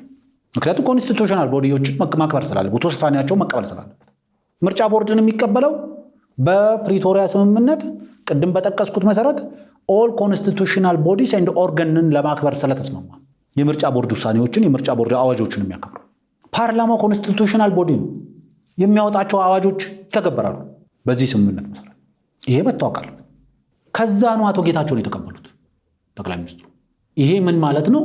በፕሪቶሪያ ስምምነት መሰረት ሁለቱ ፈራሚ አካላት ተስማምተው አንዱ በኮንፈረንስ በትግራይ ክልል ውስጥ ያለውን የጊዜያዊ መስተዳድር አደረጃጀቱን በተወሰነ ደረጃ ሞዲፋይ የሚያደርግበት የፕሬዝዳንት ሹመትን ደግሞ በተመለከተ ደግሞ የሚኒስትሮች ምክር ቤት ደንብ አውጥቶ በዛ ደንብ መሰረት ጠቅላይ ሚኒስትሩ የሚሾሙበት ሁኔታ ላይ ተስማምቷል። በጨዋታ መካከል ህግ አይቀየርም። ስለዚህ አንደኛው መነሳት ያለበት ሹመቱን በተመለከተ በሸራተን የተካሄደው የስልጣን ርክክብ እንጂ ጊዜያዊ መስተዳድር የማቋቋም ስራ አይደለም። ሸራተን የተካሄደው የስልጣን ርክክብ ነው። በስልጣን ርክክብ ላይ ስልጣኑን የሚያስረክበው ግለሰብ ስልጣኑን የሚረክበው ግለሰብ በቦታው ነበር። ህወሓት በቦታው አለመገኘቱ የህወሓት ጉዳይ ነው። በመግለጫው ስለምን አልተገኘም ራሱ ማብራራት ይችል ነበር። አላብራራም። ምክንያቱ የሱ ስለሆነ ያልተገኘበት ምክንያት የህወሓት የራሱ ስለሆነ የህወሓት የራሱ ነው ያልተገኘበት ምክንያት። አቶ ልደቱ በዚህ ፌዴራል መንግስቱ ማጥቃት አይችሉም። በዚህ ፌዴራል መንግስቱ ላይ ነጥብ ማስቆጠር አይችሉም። ስልጣን የሚያስረክበው የሚረከበው በፕሪቶሪያ ስምምነትም በናይሮቢ ዲክላሬሽንም ላይ በታዛቢነት የተገኙትም አካላት ሁሉም ተገኝተዋል። የፌዴራል መንግስቱ ቆጥሮ ይሄንን ተግብሩ። የጊዜያዊ መስተዳድሩ አቶ ጌታቸው ሲመጡ ቲፒኤልኤፍ ሆነው ሊመጡ ይችላሉ። የቲፒኤልኤፍ እጩ ሆነው ሊመጡ ይችላሉ።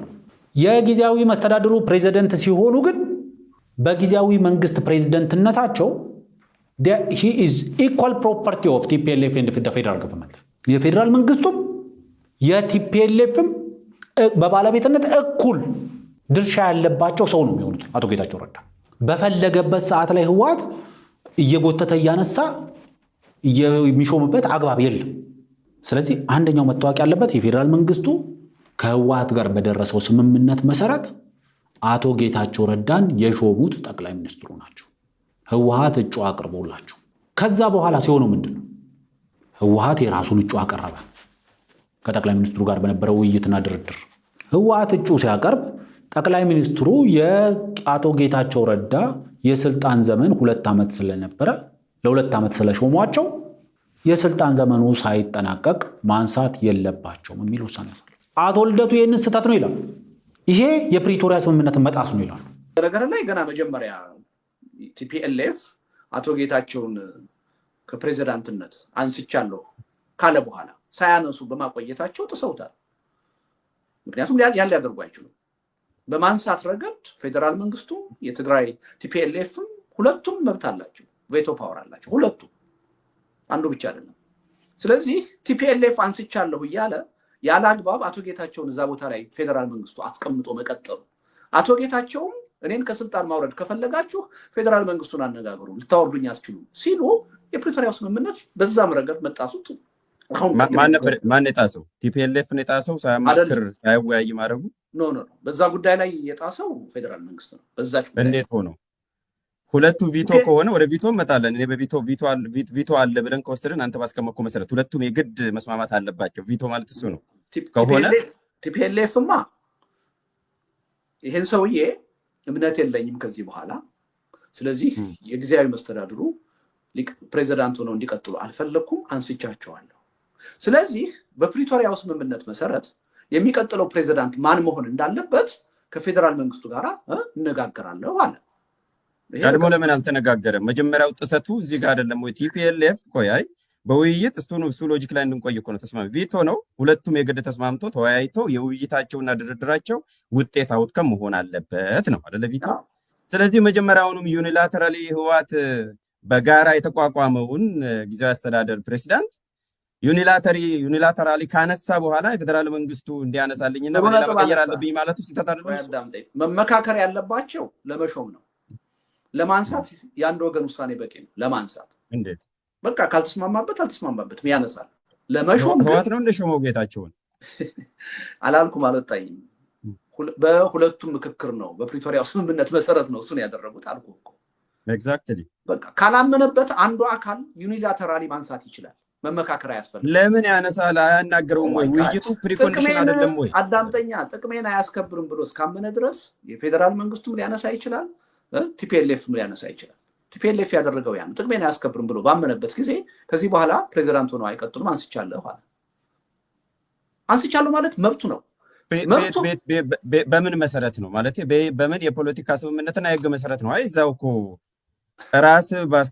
በራስ ኢንተርፕሪቴሽን መሰረት ቪቶ ሚቹዋል ቪቶ ነው። ሁለቱም የራሳቸው ቪቶ አላቸው፣ መስማማት አለባቸው ከተባለ መጀመሪያ ከማንሳትም ከመተካትም በፊት መወያየት አለብን። ዛትስ ፕሪ ኮንዲሽን እኮ። ካነሳ በኋላ ምኑን ነው ሌላው ከሌላው ጋር መካከራለሁ እነጋገራለሁ። ኦልሬዲ እኮ ጥሳል። ዩኒላተራሊ አልጣስክም።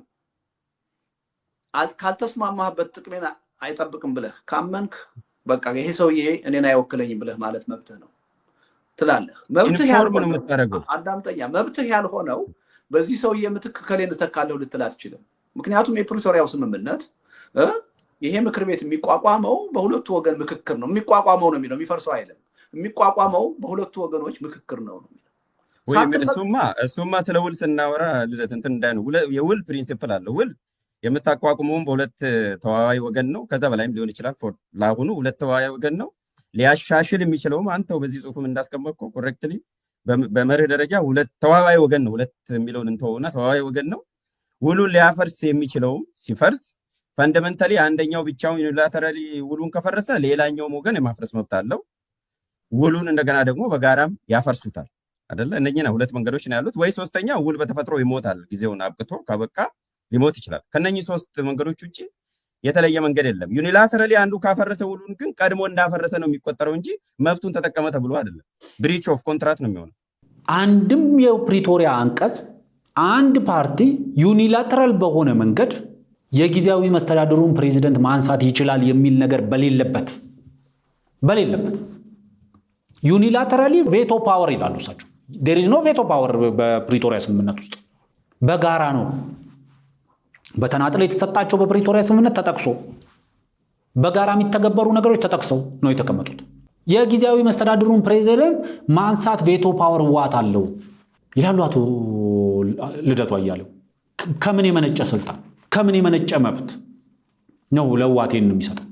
አቶ ጌታቸው ረዳን ለመሾም ህወሓት ከፌዴራል መንግስቱ ጋር መስማማት እንደነበረበት ሁሉ አቶ ጌታቸውን ለማንሳትም ህወሓት ከፌዴራል መንግስቱ ጋር መስማማት አለበት። ከዚህ በፊት እንደ ምሳሌ አንስቻለሁ። በጋራ ፌዴራል መንግስቱና ህወሓት በጋራ ቤት አቆሙ። ጊዜያዊ መስተዳድር የሚባል ቤት ደን ህወሓት ቤቱ አስጠላኝም ብሎ ሊሆን ይችላል። ቤቱን የተሻለ እናድርገው ከሚልም ምክንያት ሊሆን ይችላል። ቤቱን የማፍረስ ብቸኛ ስልጣን አለው እንደማለት ነው። በጋራ የገነቡትን ቤት የለው ከምንም ህግ በየትኛውም ዓለም አቀፍም ሀገራዊም ህግ እንደዚህ አይነት የሚባል አሰራር የለም። ጊዜያዊ መስተዳድሩ የሚፈርስ ከሆነም የሚፈርስበት መንገድ ሊጠቀስ ይገባ ነበር። ፕሪቶሪያ ስምምነት ወይም ናይሮቢ ዲክላሬሽን ላይ የለም። ይሄ ህወሓት በፈለገ ሰዓት ላይ የጊዜያዊ መንግስት መስተዳድሩን ፕሬዚደንት ጎትቶ ማንሳት ይችላል? አይችልም።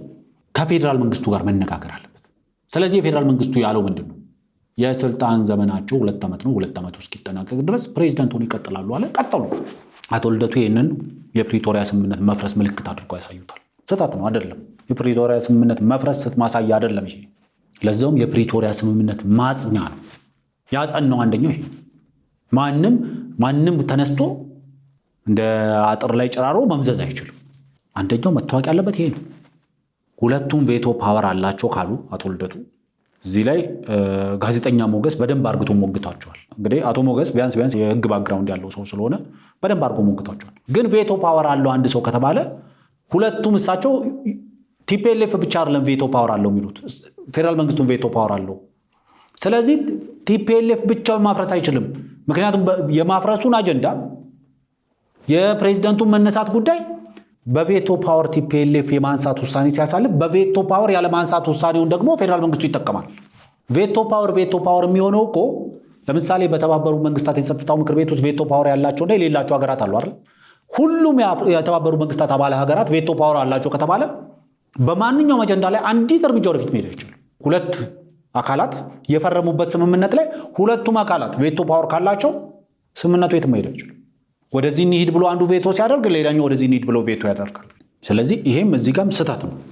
ለምሳሌ የፌዴራል መንግስቱ በተደጋጋሚ አቶ ልደቱም ያነሱት የተለያዩ ሚዲያዎች ያነሱት የፌዴራል መንግስቱ ጀነራል ታደሰ ወረደን በሾመበት ስነስርዓት ላይ ወይም ደግሞ ስልጣኑን ባስረከበበት ስነስርዓት ላይ ወይም ደግሞ ሹመቱን ይፋ ባደረገበት ስነስርዓት ላይ ለጀነራል ታደሰ ወረደ ዘርዝሮ የሰጣቸው ኃላፊነቶች አሉ። አቶ ልደቱ እነዚህን ዝርዝሮች የፕሪቶሪያ ስምምነት ስርዓተ ቀብር መግነዝ አድርገው አቅርበውታል። በቃ ስርዓተ ቀብሩ የተፈጸመበት ሰነድ አድርጎ ማቅረብ ወር ደግሞ ዴት ሰርተፊኬት አድርጎ የማቅረብ የትኛው የነዚህ እሳቸው ቲኦአር ብለው ያቀረቧቸው ወይም ደግሞ የስራ ኃላፊነት ማብራሪያ ሰነድ አድርገው ያቀረቡት ነገር የትኛው ክፍሉ ከፕሪቶሪያ ስምምነት እንደሚጋጭ ግን ማቅረባቸው የትኛው ክፍሉ? ምክንያቱም እያንዳንዱን ነገር ከዚህ በፊትም አንስተናል፣ አሁንም እያነሳን አንድ በአንድ ማየት እንችላለን። ለምሳሌ በአንደኛ ላይ የተቀመጠው የተፈናቀሉ ዜጎች ወደ ቀያቸው የመመለስ ሂደት በጅምር ያለው እንዲጠናቀቅና በቀሪ አካባቢዎችን በፍጥነት እንዲተገበር ማድረግ ይላል። ይሄ እኮ የጊዜያዊ መንግስት ተዳድሩ እኮ ዋናው ስራ እኮ ነው፣ መስራት ያለበት ስራ። አቶ ጌታቸው ረዳ በስልጣን ላይ በነበሩበት ጊዜ በበቂ ሁኔታ ያልተገበሩት ይህንን ነው የሚለው። ይህንን መስራት የለባቸውም ነው? ይህንን ፕሪቶሪያ አይልም ነው ጥያቄው? ሁለተኛ ላይ የተቀመጠው በፕሪቶሪያ ስምምነት መሰረት ትጥቅ የመፍታትና የቀድሞ ታጣቂዎችን መልሶ የማቋቋም ተግባር በአፋጣኝ እንዲጠናቀቅ ማድረግ፣ ይሄ ከፕሪቶሪያ ይጋጫል ወይስ የጊዜያዊ መስተዳድሩ ስልጣን አይደለም? ይሄ ዲዲአር እንዲተገበር ማድረግ፣ ምቹ ነባራዊ ሁኔታዎች መፍጠር፣ በክልሉ የህግ የበላይነት እንዲሰፍን ማድረግ፣ ለህዝብ ደህንነት፣ ለሰላምና ለጸጥታ ጠንቅ የሆኑ ጉልህ ህገወጥ እንቅስቃሴዎች እንዲቆሙ ማድረግ፣ ለዚሁም ተገቢውን ቁጥጥርና የህግ ማስከበር ስራ መስራት። ይሄማ በግልጽ እኮ ፕሪቶሪያ ላይ የተቀመጠ ነገር እኮ። በክልሉ ውስጥ ለምሳሌ ምርጫ እንዲካሄድ አስፈላጊ ከሚባሉ መደላድሎች አንዱ እኮ ይሄ ነው። ምርጫ የሚካሄድበትን አውድ መፍጠር። ምርጫ መቼም ህግ የበላይነት በሌለበት ለህዝብ ደህንነት፣ ለሰላም፣ ለጸጥታ ጠንቅ የሆኑ ጉልህ ህገወጥ እንቅስቃሴዎች ባሉበት ምርጫ ማካሄድ አይችልም። ስለዚህ ክልሉን ለምርጫ ማዘጋጀት ሲባል እነዚህንም ያካትታል። አቶ ልደቱ ይህን መረዳት ስለሚችሉ ማለት ነው። መደበኛ የልማት ስራዎች፣ መንግስታዊና ማህበራዊ አገልግሎቶች እንዲሁም የመልሶ ግንባታ ስራዎች እንዲሳለጡ ማድረግ፣ ይሄ መደበኛ የመንግስታዊ ተግባሩ ነው። መደበኛ ክልሉ በህዝብ የተመረጠ መንግስት እስከሌለው ድረስ ጊዜያዊ መስተዳድሩ ሊሰራ የሚገባው አንደኛው ነገር ይሄ ነው፣ የልማት ስራዎችን ማሳለጥ። ሌላኛው ከህገ መንግስታዊና ከህጋዊ ስርዓት፣ ከሀገር ሉዓላዊነት፣ ከፕሪቶሪያ ስምምነት ያፈነገጡ ግንኙነቶች እና እንቅስቃሴዎች እንዲቆሙ ማድረግ ይላል። ይሄ ፕሪቶሪያ ስምምነት ላይ የለም። ምኑ ነው ከፕሪቶሪያ ስምምነት ጋር የሚጋጨው? በግልጽ ፕሪቶሪያ ስምምነት ላይ ያለ ነው። ለዚህ ነው የአሜሪካ ኤምባሲ የፕሪቶሪያ ስምምነት ማጽኛ ምልክት ነው። የሸራተኑ የስልጣን ርክክብ፣ የፊርማ ስነ ስርዓት የትግራይ ክልል አካታች ጊዜያዊ አስተዳደር የተልዕኮ አፈጻጸም የቃል ኪዳን ሰነድ የተባለው የፕሪቶሪያ ማዘኛ ነው ያለው የአሜሪካን ኤምባሲ። እንቀጥል። ክልሉን ለዲሞክራሲያዊ ምርጫ ዝግጁ እንዲሆን ማድረግ፣ በክልሉ የሲቪክና የፖለቲካ መብቶች ተግባራዊ የሆኑበት የፖለቲካ ብዝሃነት የሚያስተናግድ ዲሞክራሲያዊ አውድ እንዲፈጠር መስራት። ይሄ ከፕሪቶሪያ ጋር ይጋጫል? ይሄ ነው የፕሪቶሪያ ስምምነትን ገሎ የቀበረው?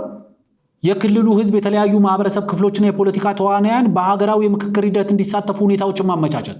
ቅድም ባነሳሁት አንቀጽ ምንድነው የሚለው አንቀጹ? ህወሓት የሀገሪቷን ህገ መንግስታዊ ስልጣን፣ የፌዴራል መንግስቱን ህገ መንግስታዊ ስልጣን እንዲሁም ደግሞ በዚህ ህገ መንግስት የተቋቋሙ አካላት ኦርጋንስ ኤንድ ቦዲስ ለማክበር ተስማምቷል። የብሔራዊ ምክክር ምናምን የሚባሉ ነገሮች የኢትዮጵያ ህዝብ ተወካዮች ምክር ቤት ኮንስቲቱሽናል ቦዲ እኮ ነው። ተጠሪነቱ ለሱ የሆነ አካል እኮ ነው። በአዋጅ እኮ ያወጣው ኮንስቲቱሽናል ቦዲ እኮ ነው።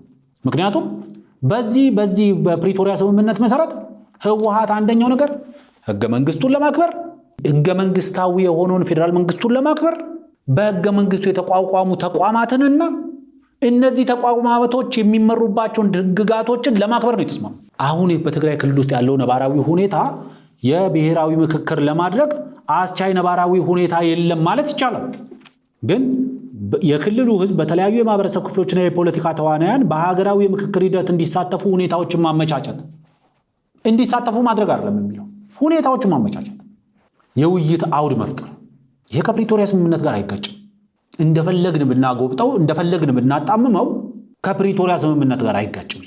በስተመጨረሻ ላይ የተቀመጠው የክልሉ መንግስታዊ የሚዲያና የኮሙኒኬሽን እንቅስቃሴዎች የሀገሪቷን ህዝቦች ትስስር እና መልካም ግንኙነት የሚያጠናክሩ ህግና ህገ መንግስታዊ ስርዓትን የሚያስከብሩ መሆናቸውን ማረጋገጥ፣ አላስፈላጊ የሆኑ የፖለቲካ ንትርክ የሚፈጥሩ ትርክቶችንና ፕሮፓጋንዳዎችን እንዳያስተላልፉ መቆጣጠር። ይሄ ከፕሪቶሪያ ስምምነት ጋር አይጣረስም፣ የሚናበብ ነው። በፕሪቶሪያ ስምምነት መሰረት ሁለቱም አካላት ካላስፈላጊ ንትርክ፣ ካላስፈላጊ ትርክት፣ ካላስፈላጊ ፕሮፓጋንዳ ራሳቸውን ያቀባሉ ይላል። ይሄም የፕሪቶሪያ ስምምነት አካል ነው። እኔ ጀነራል ታደሰ ወረደ ጊዜያዊ አስተዳደሩ ፕሬዝዳንት በመሆን ስራዬን ስጀምር ከላይ የተዘረዘሩ ኃላፊነቶችን በትጋትና በታማኝነት ለመወጣት ቃል እገባለሁ ብለው በፊርማቸው አረጋግጠዋል። ይሄ ስምምነት ፕሪቶሪያ ስምምነትን ያፈረሰ ነው ያለ የፕሪቶሪያ ፈራሚ አካል የለም። ህወሓት አላለም፣ ፌዴራል መንግስቱ አላለም። ይህንን ኃላፊነት ቆጥረው የተረከቡት ጀነራልም አላሉም። ይህንን በትጋትና በታማኝነት ለመወጣት ቃል እገባለሁ ነው ያሉት። ስለዚህ ከፕሪቶሪያ ስምምነት ጋር የሚጣረስ ምንም ነገር የለም። ከፕሪቶሪያ ስምምነት መሰረት አድርጎ ነው። የፕሪቶሪያ ስምምነት ማጽኛ ነው። የፕሪቶሪያ ስምምነት እድሳት አይደለም፣ ያው ማጽኛ። ከዚህ በፊት ህወሓት በኮንፈረንስ በምናምን ነው እንጂ ለጊዜያዊ መስተዳድሩ ስራ የሰጠውት እንጂ ከፕሪቶሪያም ሆነ ከፌዴራል መንግስቱ የተሰጠው ስራ የለም። የኔ የሰጠውት ስራ ነው የሚሰራው የሚል አላስፈላጊ ዲስኩር ተናግረዋል። አሁን ግን ተቆጥሮ የተሰጠው ኃላፊነት አለ። በዓለም አቀፉ ማህበረሰብ ፊት ፕሪቶሪያ ሲፈረም በነበሩ፣ ናይሮቢ ዲክላሬሽን ሲፈረም በነበሩ አካላት ፊት ቆጥሮ ተረክቧል። እዚህ ላይ መጨመር ይቻላል። ህወሓት እዚህ ውስጥ ያልተካተቱ የሚካተቱልኝ ነገሮች ካሉ ብሎ መጨመር ይችላል። እንደ የፕሪቶሪያ ስምምነት ባለቤት ለፕሪቶሪያ ስምምነት መተግበር ኮሚትመንት አለኝ ብሏል በመግለጫው። ኢፍ ዳይ ሃቭ ያ ኮሚትመንት አለን ካሉ ይኸው this is የፕሪቶሪያ ስምምነት ድሮ ዩኒቨርሲቲ እንዳለን አጤሬራ አውጥተን እንደምናነበው የፕሪቶሪያ ስምምነት አጤሬራ ነው። ይሄን ተቀብሎ መተግበር የጊዜያዊ መስተዳድሩ የሥራ ድርሻ ነው። የፌዴራል መንግስቱ ጊዜያዊ መስተዳድሩ ይህንን እንዲተገብር የበኩሉን ድርሻ ይወጣል።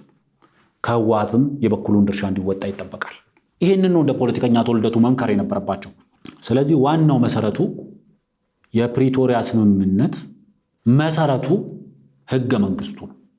ህገ መንግስቱ አብዛኞቹን ጉዳዮች በህገ መንግስታዊ መንገድ ይፈቱ ነው የሚለው። ፕሪቶሪያ ስምምነትን አውቃለሁ ህገ መንግስቱን ግን አላውቅም ካለ ችግሮቹ ታዲያ እንዴት ይፈታሉ? የፕሪቶሪያ ስምምነት የኮንቴስትድ የሚባሉ እነዚህ አከራካሪ ነታራኪ የሚባሉ መሬቶች ጉዳይ በህገ መንግስቱ ይፈታ ነው የሚለው። ስለዚህ ፕሪቶሪያን አውቃለሁ ህገ መንግስቱን አላውቅም ካለ፣ ስለዚህ ፕሪቶሪያ ላይ የተጠቀሰው ህገ መንግስትን እንዴት ካላወቀ ካልተቀበለ ችግሩ እንዴት ይፈታል? ይሄ ነው መታወቅ ያለበት። ይሄ በኮመን ሰንስ አንዳንዴ የምንረዳቸው ነገሮች አሉ። መሬት ላይ ካሉ ነባራዊ ሁኔታዎች ጋር አናበን የምናያቸው ነገሮች አሉ። ደን ደግሞ በወረቀት ተጽፎ የተቀመጠውን ነገር ማየት ያስፈልጋል። ብዙ የመጽሐፍ ልምድ ያላቸው አቶ ልደቱ ብዙ የማንበብም ልምድ እንዳላቸው ገምታለሁ። ከዛ በተወሰነ ደረጃ እንግዲህ ከፕሪቶሪያም ከቃል ኪዳን ሰነዱም ወጥተው የአቶ ጌታቸው የሰሞኑን ሹመት አንስተው ተናግረዋል። ለእኔ አቶ ጌታቸው ተገቢውን ሹመት አግኝተዋል ብዬ ነው ማምነው። ብዙ መስራት ለሀገራቸው ለህዝባቸው ብዙ አስተዋጽኦ ማበርከት የሚችሉበትን ቦታ አግኝተዋል ብዬ ነው ማምነው። እሳቸው በተቻለ መጠን ከህወሓት ወጥቶ ወደ ብልጽግና ከህወሓት ወጥቶ ወደ ፌዴራል መንግስቱ መግባት ብለው ለመግለጽ ሞክረዋል። የአቶ ጌታቸውን ሹመት ከህወሓት ወጥቶ የሚባል ነገር የለም። አቶ ጌታቸው ከህወሓት ወጥተዋል አሉ። ህጋዊ በሆነ መንገድም ደግሞ ከህወሓት ያስወጣቸውም አካል የለም።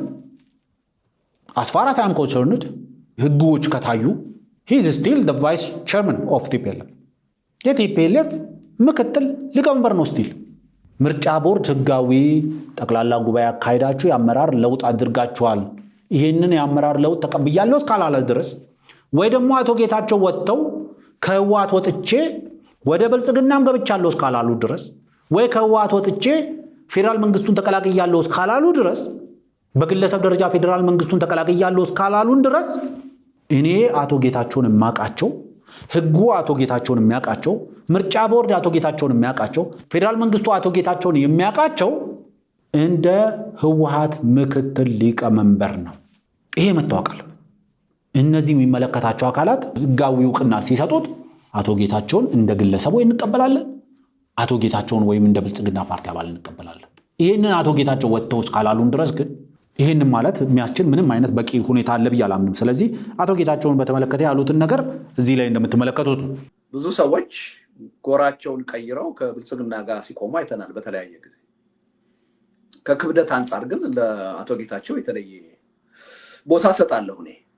ምክንያቱም ቀላል ሰው አይደሉም፣ ትኩረት የሚስቡ ሰው ናቸው። የኢትዮጵያ ህዝብ አብዛኛው የሚያውቃቸው ሰው ናቸው እና በፖለቲካ መድረኩ ያላቸው እንደምታና ሚና ቀላል አይደለም። ስለዚህ ድል ነው ያልኩት። እንደውም አሁን ድል አገኘሁ ማለት ይችላል ፌዴራል መንግስቱ።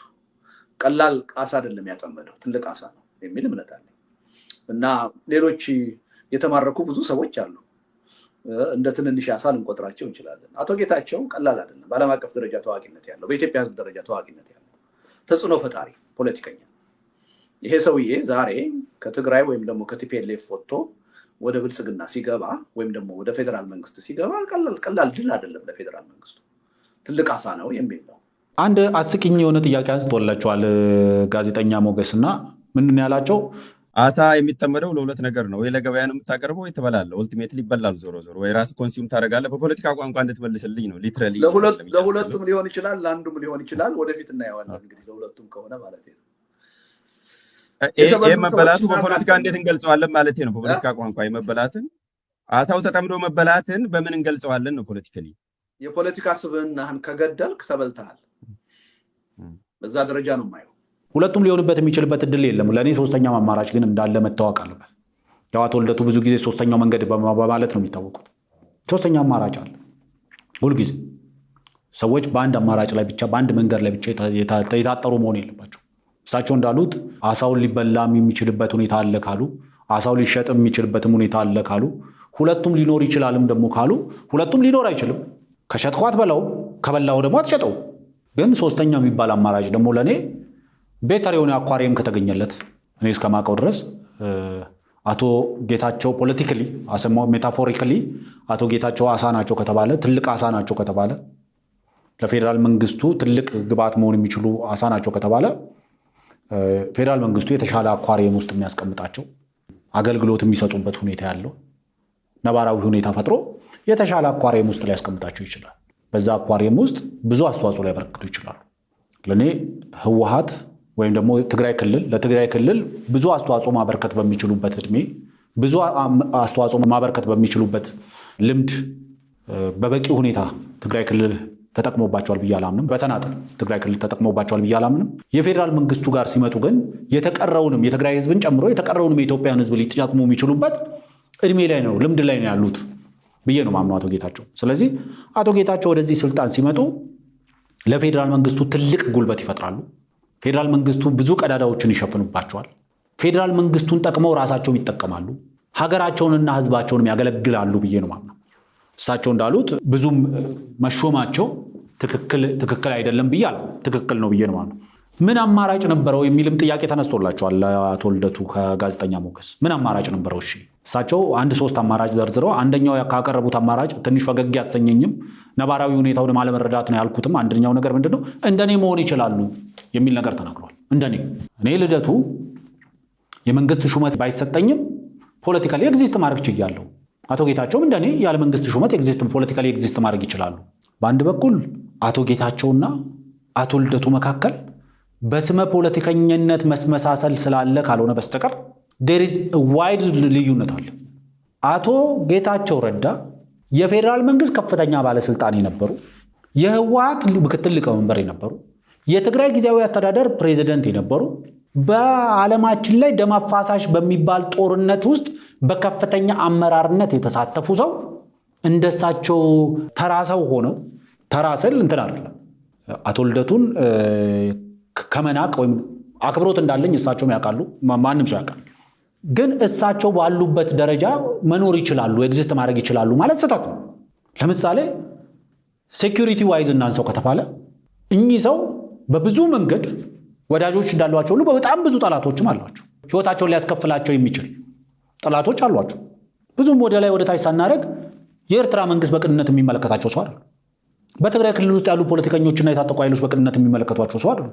በእሳቸው ላይ ጉዳት ማድረስ የሚፈልጉ በጣም ብዙ ሰዎች ይኖራሉ። እንደ አቶ ልደቱ የትኛውም ካፌ ሄደው የትኛውም ሬስቶራንት ሄደው በነፃነት ቁርስ በልተው በነፃነት ሻይ ጠጥተው መነሳት የሚችሉ ሰው አይደሉም። there is difference። እንደሳቸው ሊኖሩ አይችሉም። እሳቸውን ተከትሎ በረሃ ገብተው የሞቱ ወጣቶች አሉ። በእሳቸው የፖለቲካል ኮሚትመንት ዋጋ ከፍያለሁ የሚል የታጠቀ ኃይልና የፖለቲካ ቡድን አለ። እሳቸው ያደረጉት ነገር እኔን ዋጋ አስከፍሎኛል የሚሉ የተለያዩ በቡድንም በግለሰብም ደረጃ የተሰማሩበት ሀገር ነው። ስለዚህ ቢያንስ አቶ ጌታቸው እንደ አቶ ልደቱ ዌይ ኦፍ ላይፋቸውን በእሳቸው ልክ ሊያስተካክሉ አይችሉም። there is difference። ለዛ ነው እሳቸው አቶ ልደቱ በፖለቲካው ረጅም ጊዜ የቆዩ፣ ከመንግስት ጋር በመነታረክም በመወዳጀትም የሚታወቁ፣ መንግስትን በክሪቲካሊ ሲተቹም ሲወቅሱም አንዳንዴ ሲያመሰግኑም የሚታወቁ ሰው ናቸው። ህይወታቸውን ዋጋ የሚያስከፍል ነገር የለም። ከነበረም በተወሰነ ደረጃ የኢንተርናሽናል አማራ ፋኖ ኦርጋናይዚንግ ኮሚቴ የተባሉት እነ ተክሌ ሻው እነ ፕሮፌሰር ሀብታሙ ዘር ማንዘራቸውን ማጥፋት አለብን ባሉ ጊዜ እሳቸው ላይ የተጋረጠ አደጋ አለ።